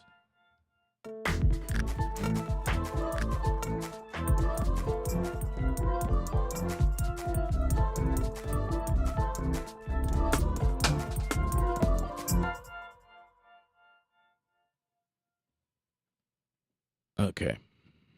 Might have to just turn this thing off. It's all coming from here. Like in a weird way. Let's see. That's me hitting it manually.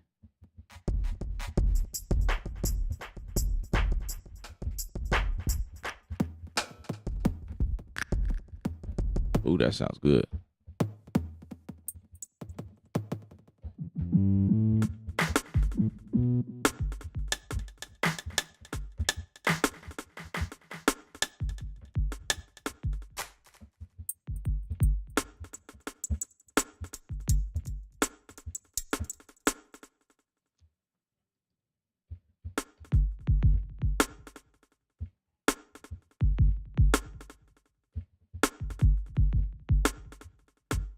All right, so we're just not gonna use those drums since for whatever reason is doing something weird. So we're just gonna mute this, I think.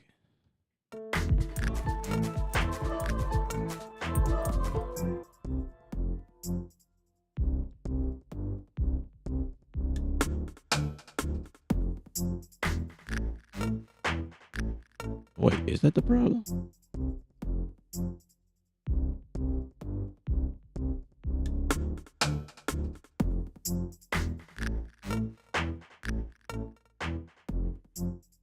Huh.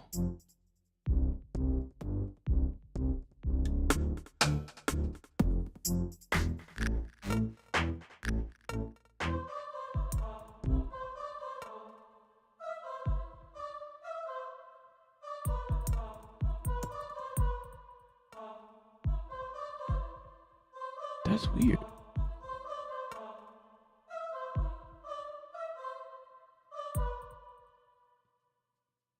Let's take the instrument out altogether.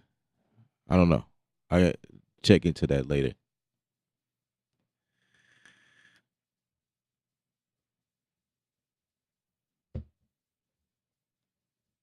I'll just take this out. It's giving me problems.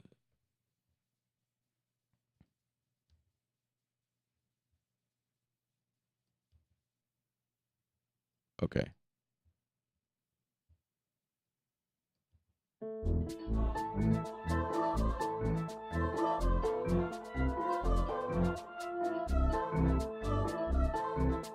Okay. Let's go for Superior Drummer. It's like one of my favorite drums to use.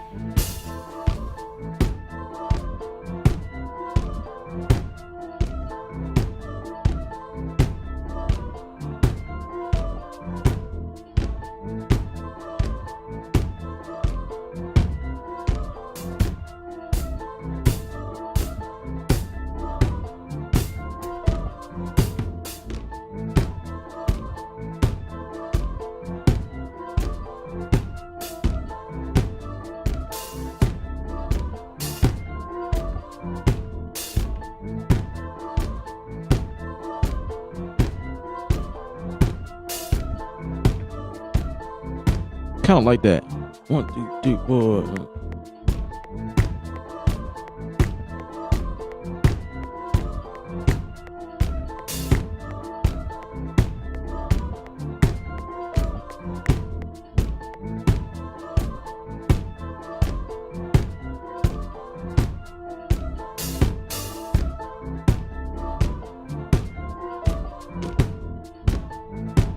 That's that MIDI issue.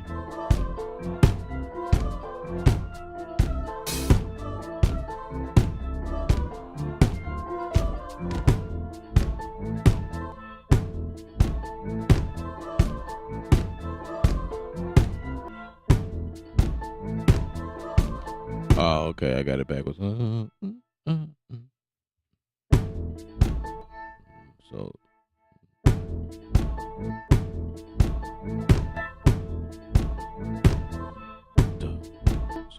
backwards.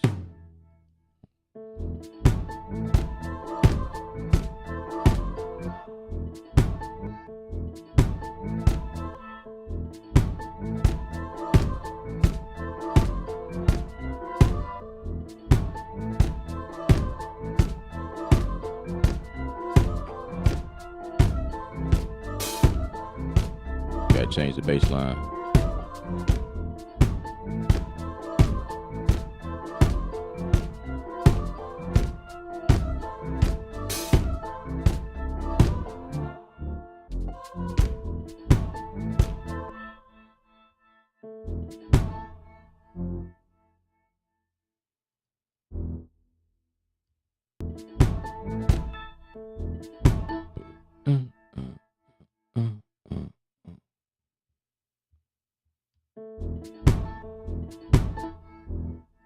Okay, let's do that again.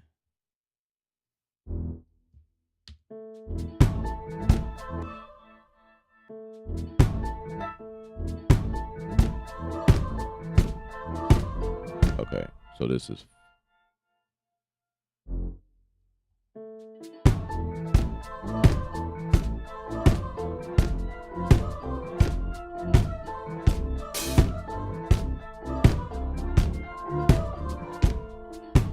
okay.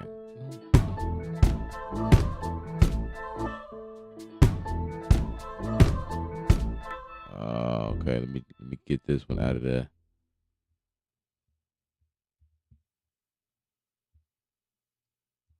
Totally confused myself. So right there, mute this one.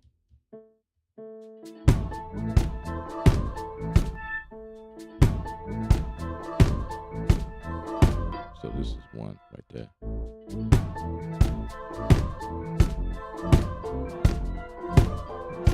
Yeah, that's right. That's right. Just had to redo that. That's right.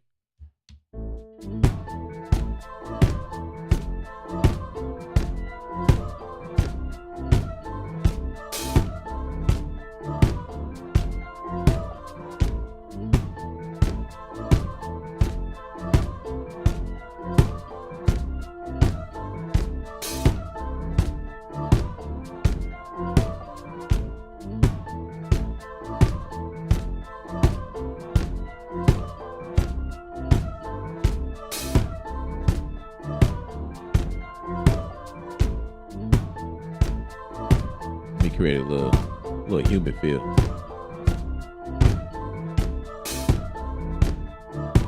There we go.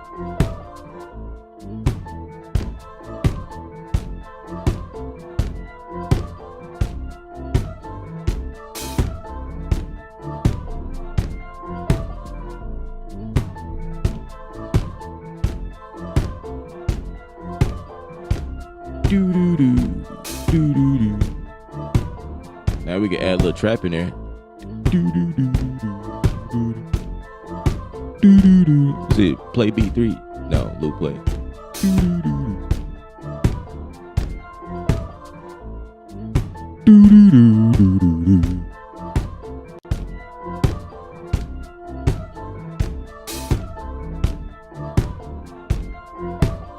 Add some Kanye West type.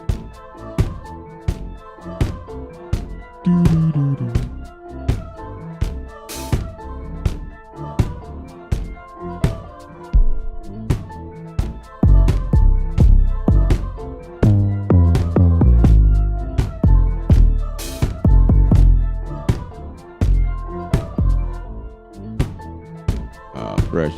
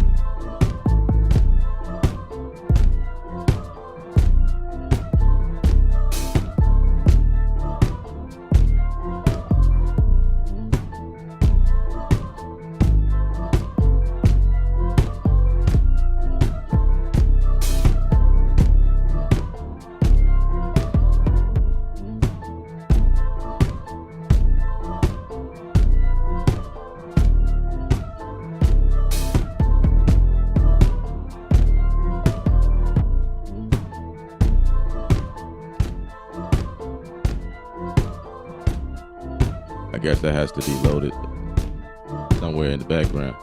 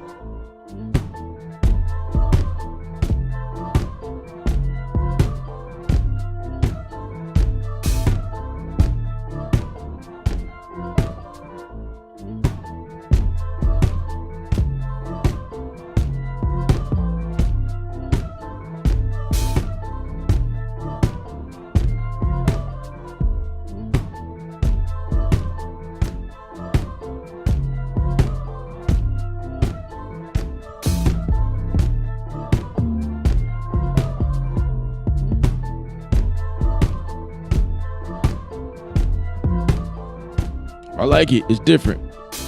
That's what I shoot for.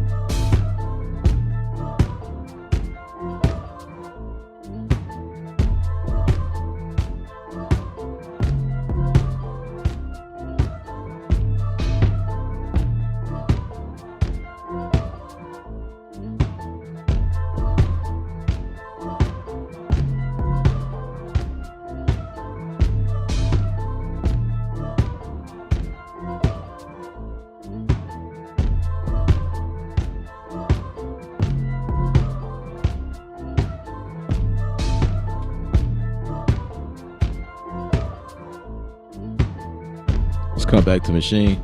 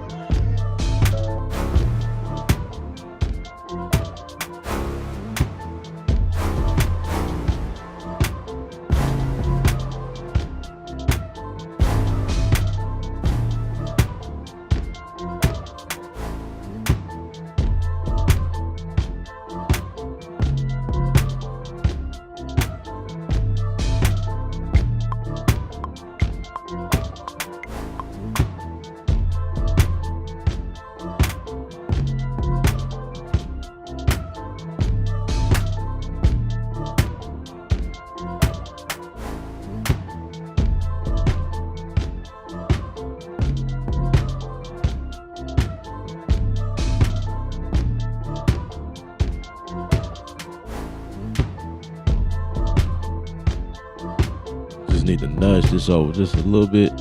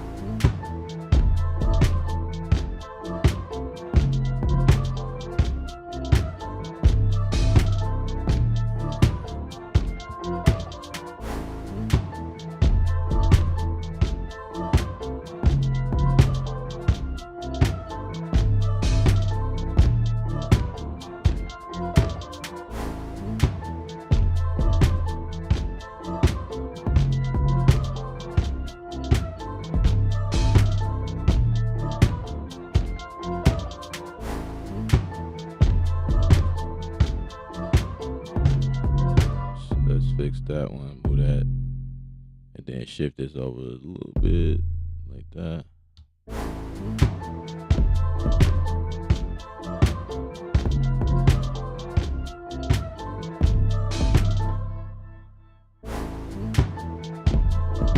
But let me quantize it again.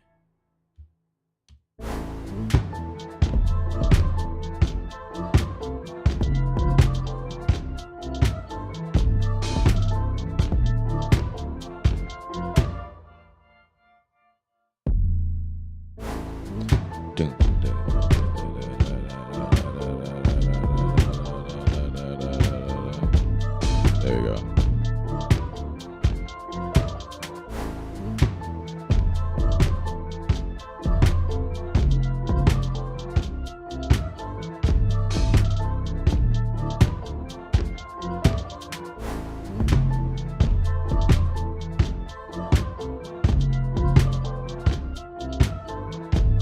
Below water. What's up, 803? Jose, what up? What up? What's up, Dev? God's Poetry's in the building. LB. Dart.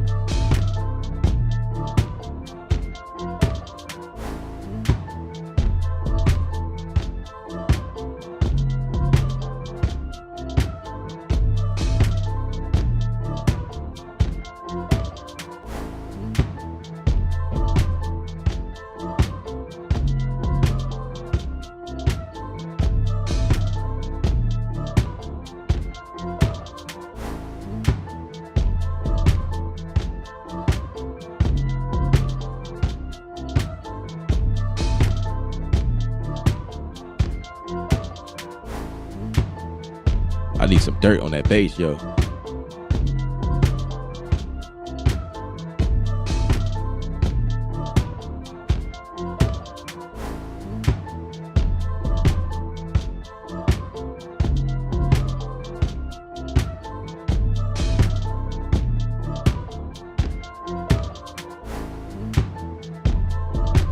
Save this joint.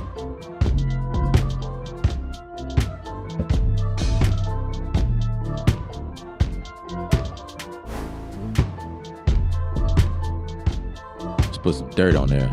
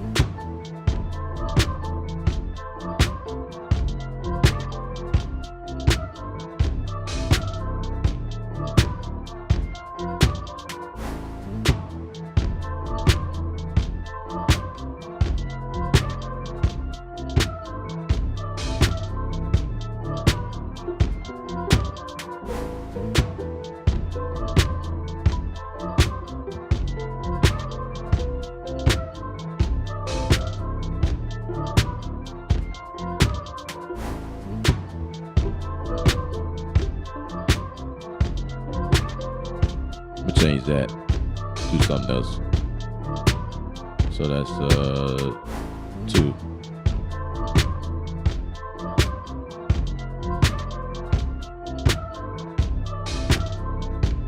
Two. Okay.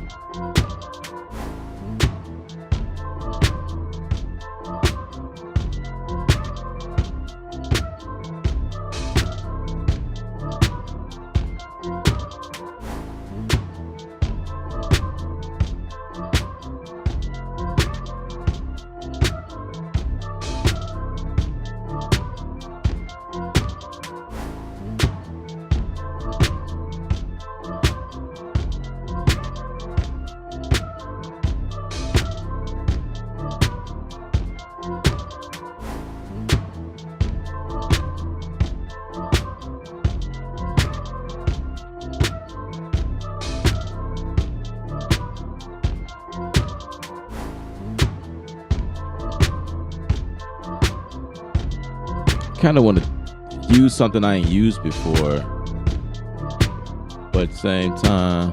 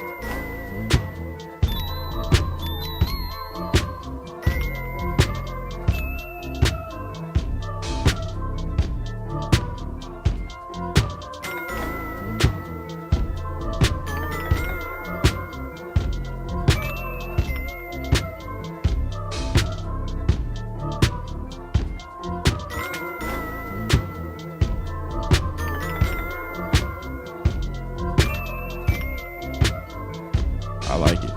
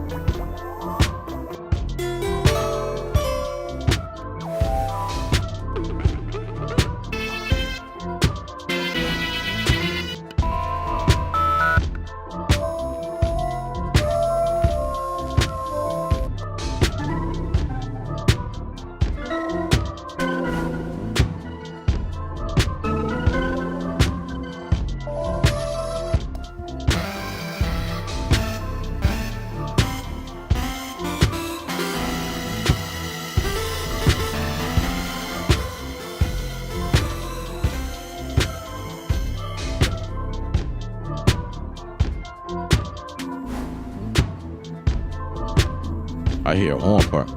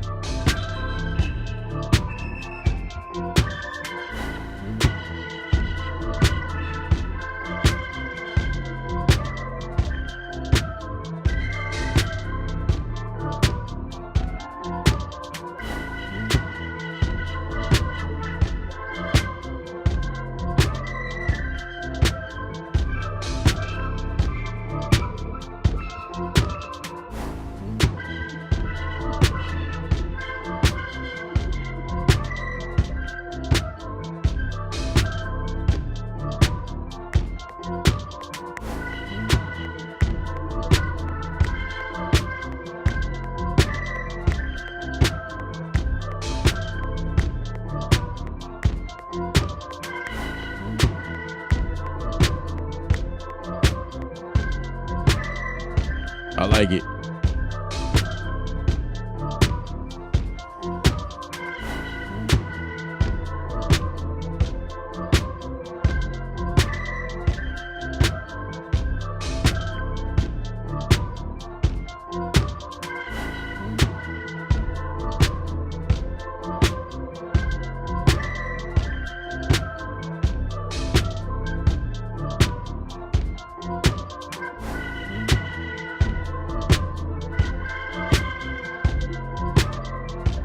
Oh, I like that better.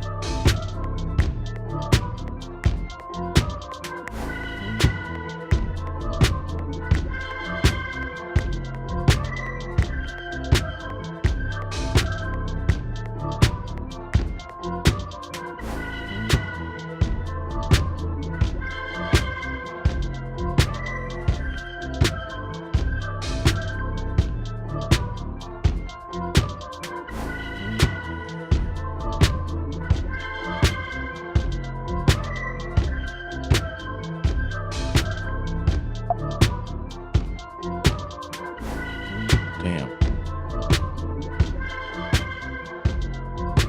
I gotta choose. I made a mistake and did something.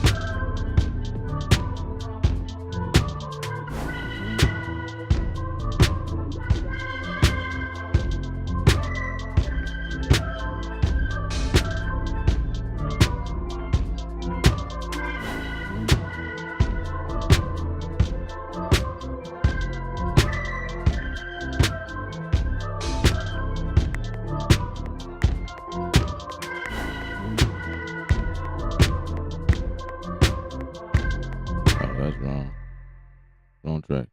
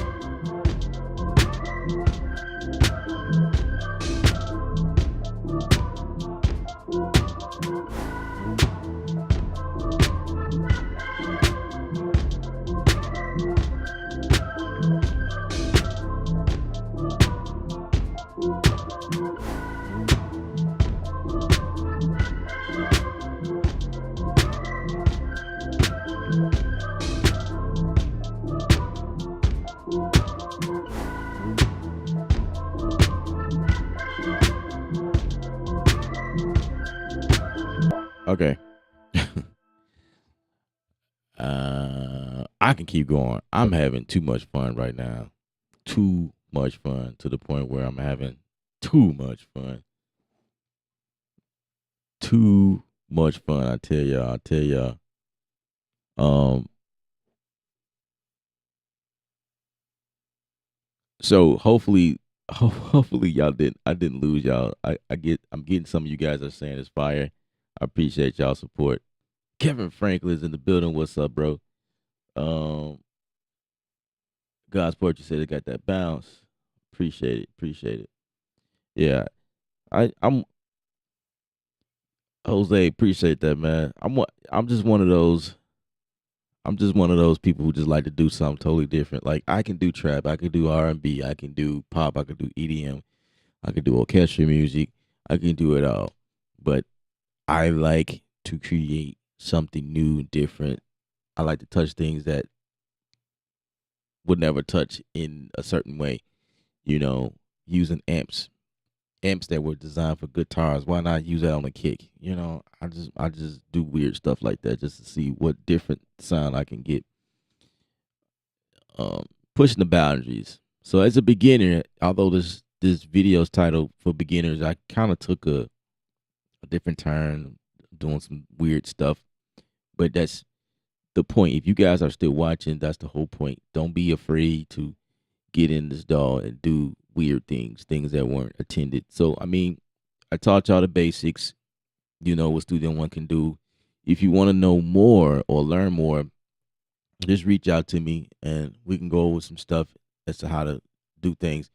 A lot of times what happens when you're a beginner, you find a loop bar and you loop 4 bars, you loop 8 bars, and then you stay stuck there. You keep building like you see me doing, just building and building, and then you find yourself, okay, so how do I move forward from here? How do I create an entire song? And it's definitely not as hard as you think. All you have to do, one technique I'll share with you, and there's several techniques. A lot of times I already know where I'm going because I've been doing this for so long, but the easiest way to break out of a stuck moment is simply duplicating. That's it. Duplicate your work. And then start manipulating different things. So real quick, I'll show you that. So all you have to do here from this point is duplicate. That's it. That's it. That's all. Start duplicating your work. That's all you do, essentially. Just duplicate it. That's all. Lyrics and all. And then what do you do next? Start deleting stuff, you know. So I don't want the drums in the beginning. Okay, cool.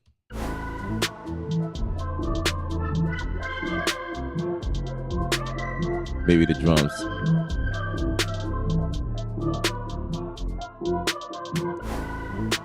You know what I mean? Maybe this cannot be so prevalent in the beginning. And then when you start doing stuff like this, you start to feel it. You're like, oh, okay, so now I know, okay, I don't want this in here and I want to, bring this in this section. So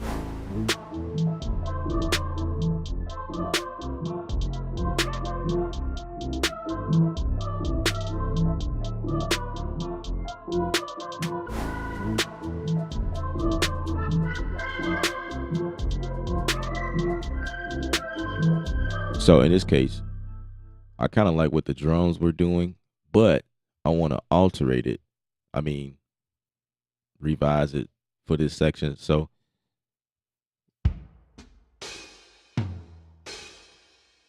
let me see.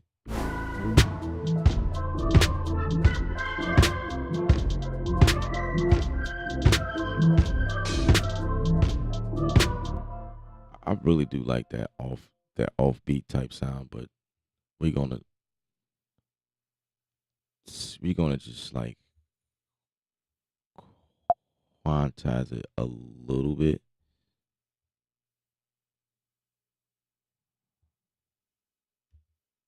Just a little bit. So I did Shift Q, which 50% quantize. Yours may not work. It might be not the same key command, but you have to find what that is on your system. So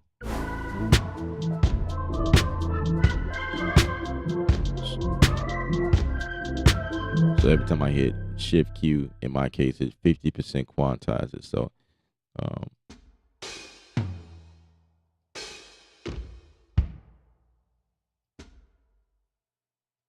I'm gonna just take the hi-hats out. I'm gonna take these out right quick.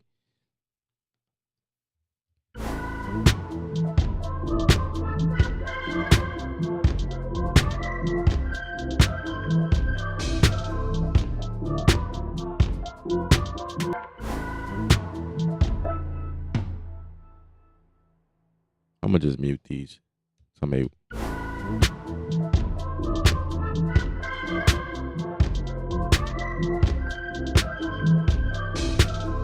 So the machine here, the workflow with this is just flipping it. So for the first 8 bars, I just want it to be the length of silence, I think. Yeah, silence. Then here I'm going to introduce the second sing probably, because that's what we did.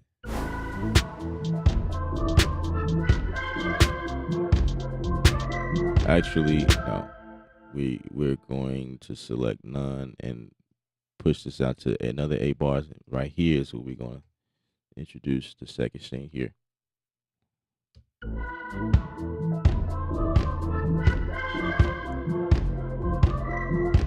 That's probably not what I want to do right there.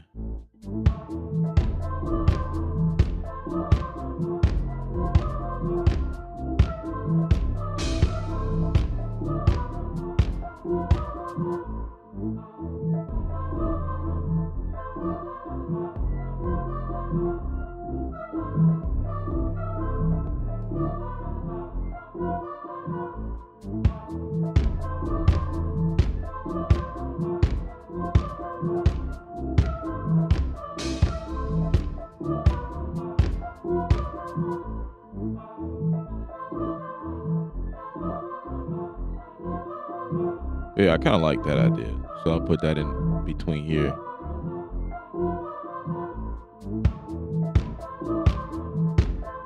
Put it like a break.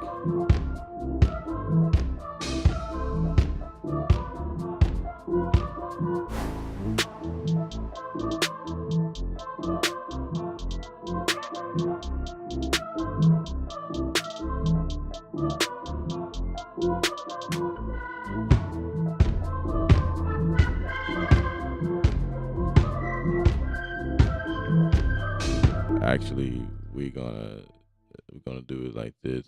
We're gonna do that, and then this is gonna say none because I still kinda let's push this one out to 25.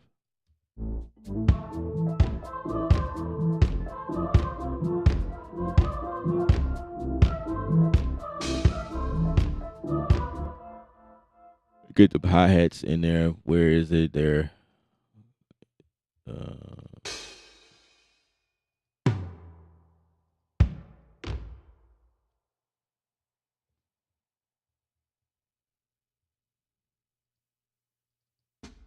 Yeah.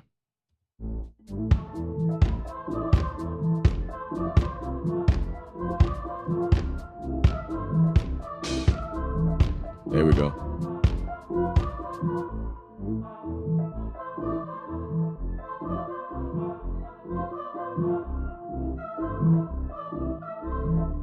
Maybe take this out.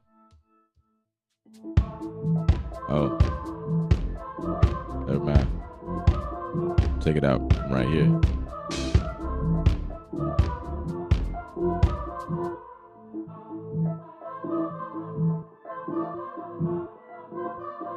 You know what I'm saying?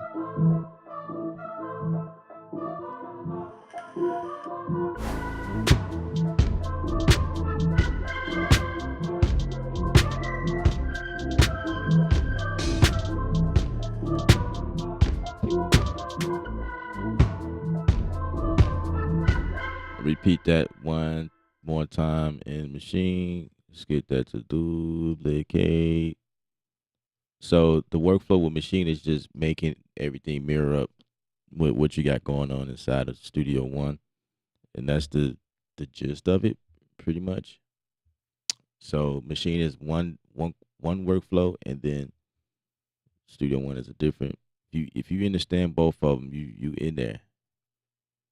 You definitely in there. And then I would definitely change the name of these. You know, these are not intro. It's just I just was able to quickly duplicate it to.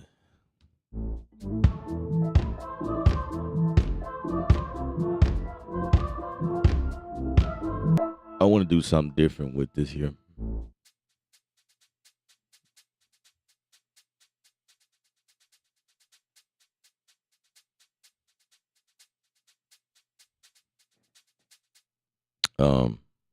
Probably a shaper box on it.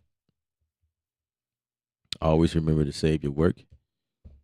That's something that I don't remember to do myself. So I'm passing it on. So I'm thinking shaper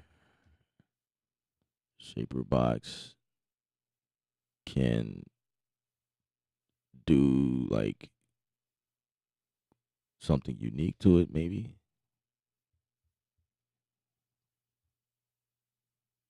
Let's go for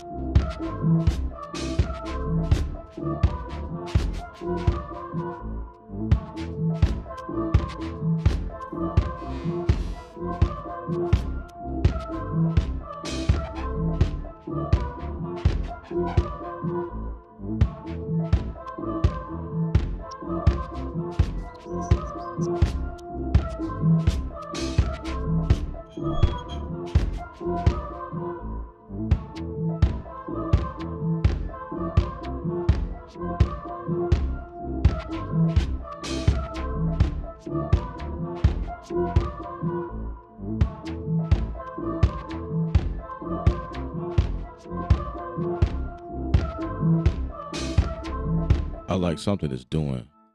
I'm gonna bounce that out.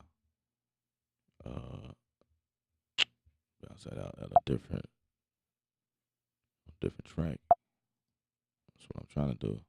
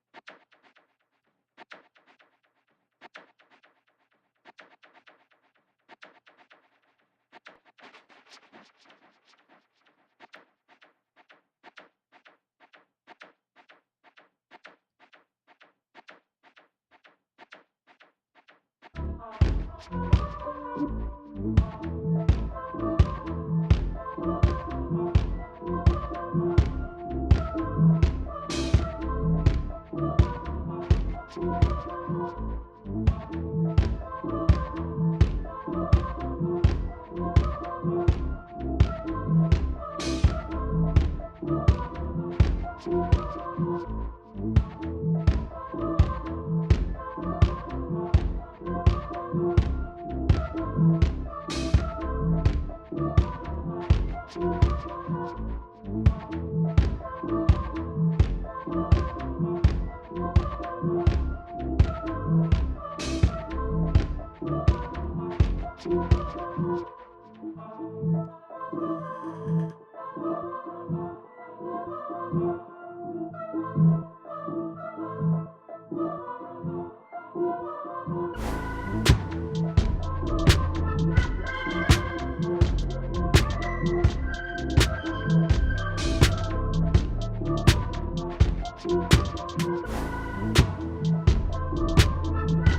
I won't use it for that section. It's clashing with the.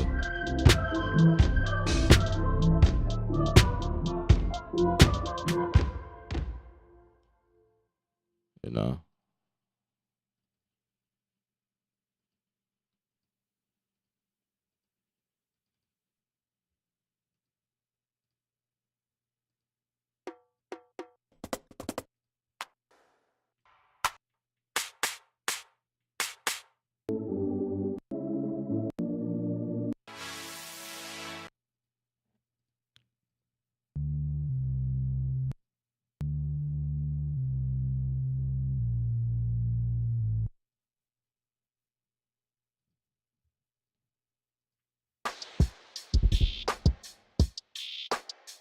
It's time to build another song. Huh.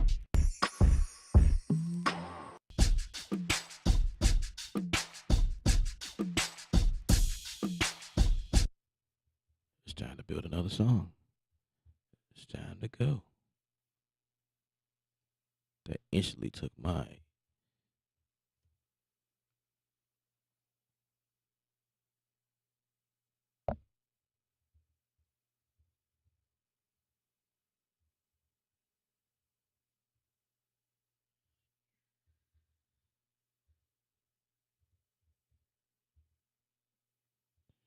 Yeah, man. That stole my attention.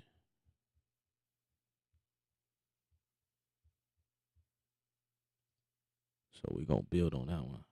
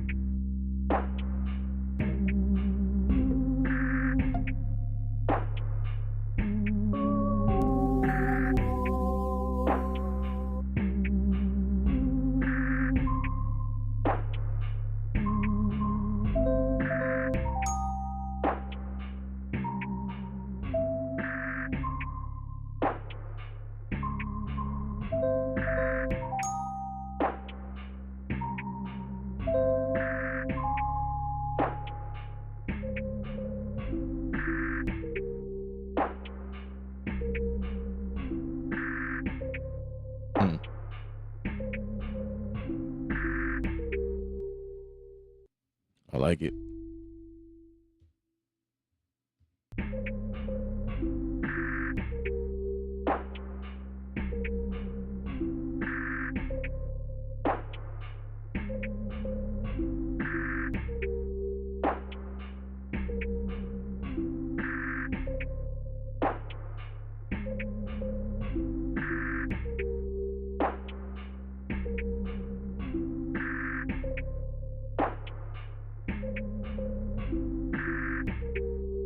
Okay, why aren't you playing?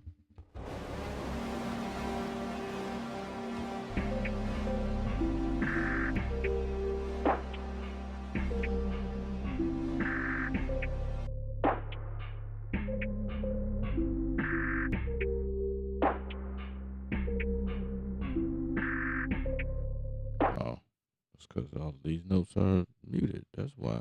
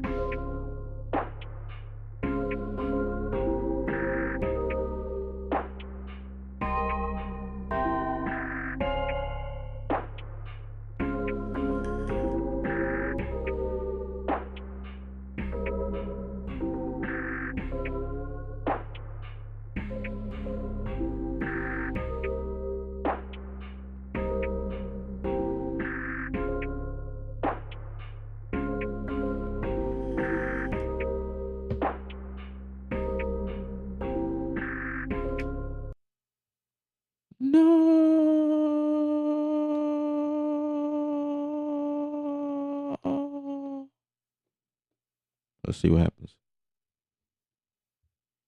That time I just unplugged my keyboard and it crashed Studio One. Look at that. Ain't that something?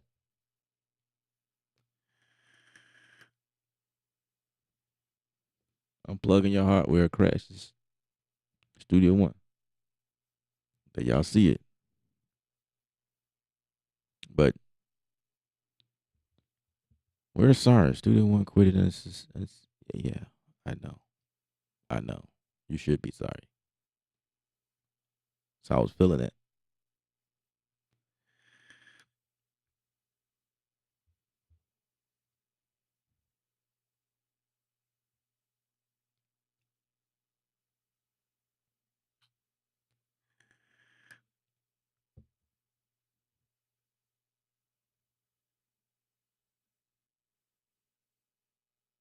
Somebody already want to put lyrics on a song that crashed. See, man. Let's see what happens. Hopefully it is saved.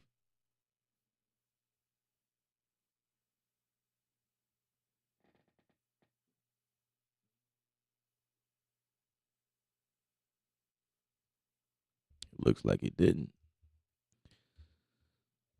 Oh man, I was feeling that one too.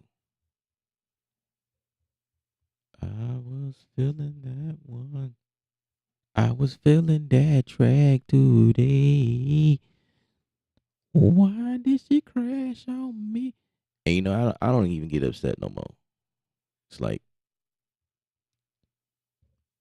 I expect it.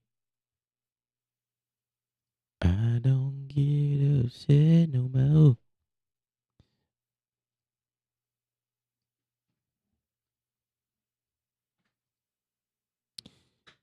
Because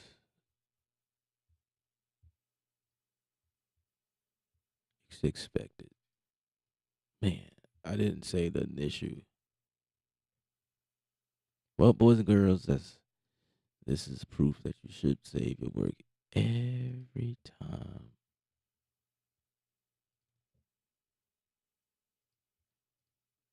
Now this cache right here is like auto save what? Auto save what?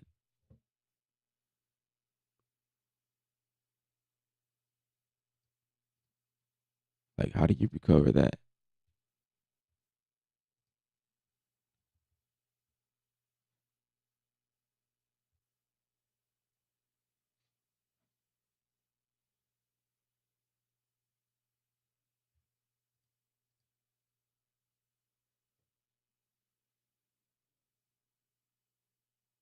Well, some of it saved.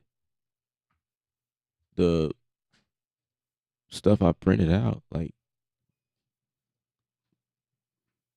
but this makes me mad though. To be honest with you, I ain't gonna lie to y'all. I am mad. I am mad. After seeing that, I instantly got mad. Like, what? Why is that there? And the whole file is not there.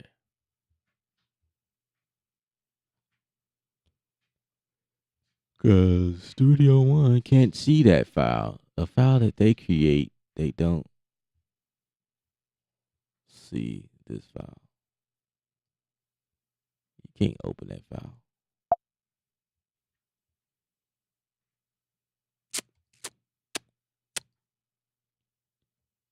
Oh boy.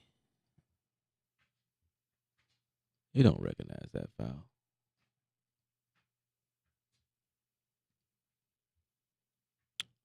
Huh.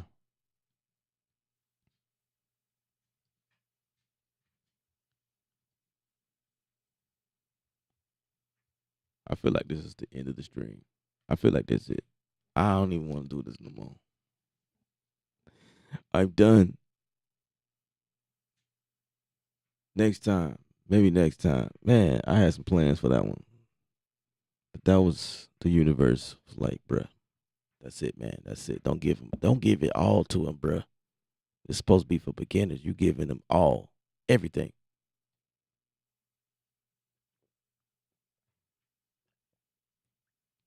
Well, I got those two files that I bounced from that session, so I should be okay if I decide I want to go back and. But the drum chops though, I'm done, man. I'm done. I'm done. I'm done. I'm done. That's it. That's it. So I'll say this. I will say this.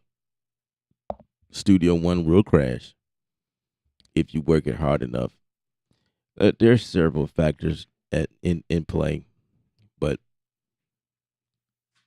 I can't really justify why it crashed like that. I just pulled the cable out of my thing and it just that was enough to make it go. Maybe you shouldn't do that. You know, learn from me. Like these live streams is all about just everything. Everything can happen. Everything happen. Learn from my mistakes, guys. Don't pull don't pull the cable out of your. Why would you do that? Why would I do that? I don't know. I was sharing my I was sharing my piano with my machine, so I was going back and forth. I was gonna pull the cable out, pull up machine, and go, but that it didn't like that. Don't do that, guys. Don't be like me. That was a horrible mistake. Don't make that mistake. Not a plug-in. Not the fact that I had like 50 instruments in there. Pull out a cable. I pull out a cable out your MIDI keyboard. That will do the trick. Don't ever do that. But I think that's it. I, I'm done. Studio One said, "I'm done. I'm done too." I think that's it. I lost all inspiration. That's it. I could pull up the first song, actually the second song, because we started with one, and then we went into something else, a whole different song, and then I went through some files. I think those were Sphere from Sphere, some some drum loops or whatnot. But yeah, don't ever do that. That's not a great idea. Yeah, don't try that at home, guys. Don't try that. I know I said I was upset, but now it's like it's growing on me. Like I tried to fake it off, like try to make it seem like nothing bothered me on the stream, but it's getting to me now. Now I'm like, oh man, that was a dope joint too. 'Cause, man, oh my gosh, it crashed on me, bro. It crashed on me. Well, um, but I find myself still in here though. I still go back in here and load it up and keep going. I am working on several projects, and I just can't quit Studio One. Like I say, man, Studio One is great. Like if you mixing, like I use it for mixing nonstop. I don't care what it does. I feel like, in my opinion, it's the best DAW for mixing. Period. Mixing and mastering, sound design. It's the best, hands down. I would not go anywhere else. I don't care how many times it crashed. I would just so. For that reason, I will always use Studio One. But for music creation and stuff like that, I'm always trying something new, and I guess I'm pushing Studio One. I push this thing.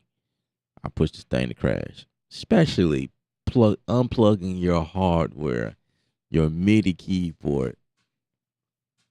Yeah, you can definitely push Studio One just by disconnecting a little USB 2.0. By the way, 2.0 cable will shut the whole dang on thing down. Yes, indeed, it will. Yeah, it will. It will do that. When when Studio One came back up like he wanted to reload on his own, I started it already, so that's why I hit ignore. Maybe if I didn't hit ignore and tried to start it up when it started up, maybe I would have caught the those files. One thing that Ableton Live does over this, what just happened here, because I didn't necessarily save. I just created the file, the session. You don't have to save anything in Ableton. You can just go, and if it crashes, you pull it up again. It remembers that track that, and you don't even have to save it. It somehow it caches the it backdates it, and I was like, okay. So I may or may not want to save my project when working in Ableton Live. It will remember regardless of what you do. So to that point, I feel like that right there is major. But this right here that just happened, the only way it would have saved my projects if I would have hit the initial save. Like when I started this project, I didn't initially hit the save button. You have sorry, you have to hit the save button, and then it'll start backdating. It'll start backing up that file according to that hard save you did initially. I didn't do that, so that was my fault. If I did that, then it would have pulled up everything. So it's like when you hit save, it actually hardens the file. It prints it in, which is kind of stupid. I don't know why it does that. Because it's like if it makes you if Studio One makes you name your track before you get started and pick a location as to where it goes, it should have created a file right then. You know what I'm saying? How come it didn't do that? That's so like backwards to me. Why? I don't know. That's something that needs to change. We talking real on this stream, go. We talking real. Maybe this is not the best time to say these type of things on a video people will watch, especially when it's called beginner Studio One for beginners. Maybe I should take this down. Oh, I didn't mess this stream up, yo. Like, this is not the stream to be talking about problems like this on. Like, I'm supposed to be encouraging people. But, this is the raw facts. This is what it is. And I'm not really, really, really, really throwing Studio One under the water completely. Like, they're not the only dog that does this. There's a lot of dogs out here. You know what? Maybe I should try FL Studio. I don't know. I'm just saying. I don't think I ever hear any of those guys say that FL Studio crashed. Maybe it does, but I don't know. I know one thing though, FL Studio have one price. That's it. You done. For that reason, I might just do it.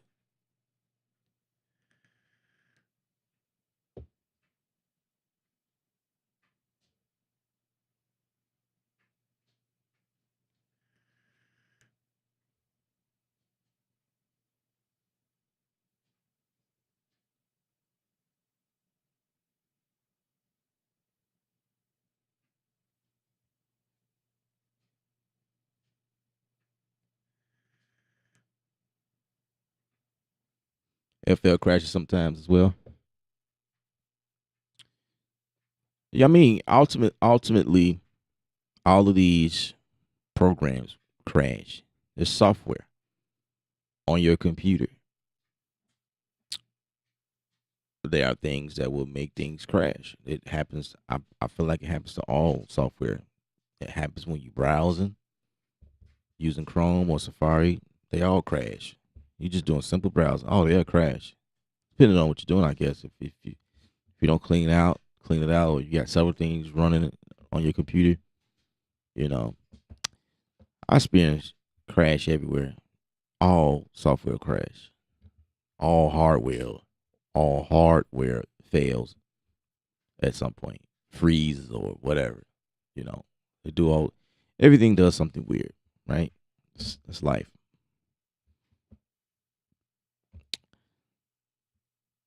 What can I say? Deal with it and keep it moving. That's my thought process. Oh,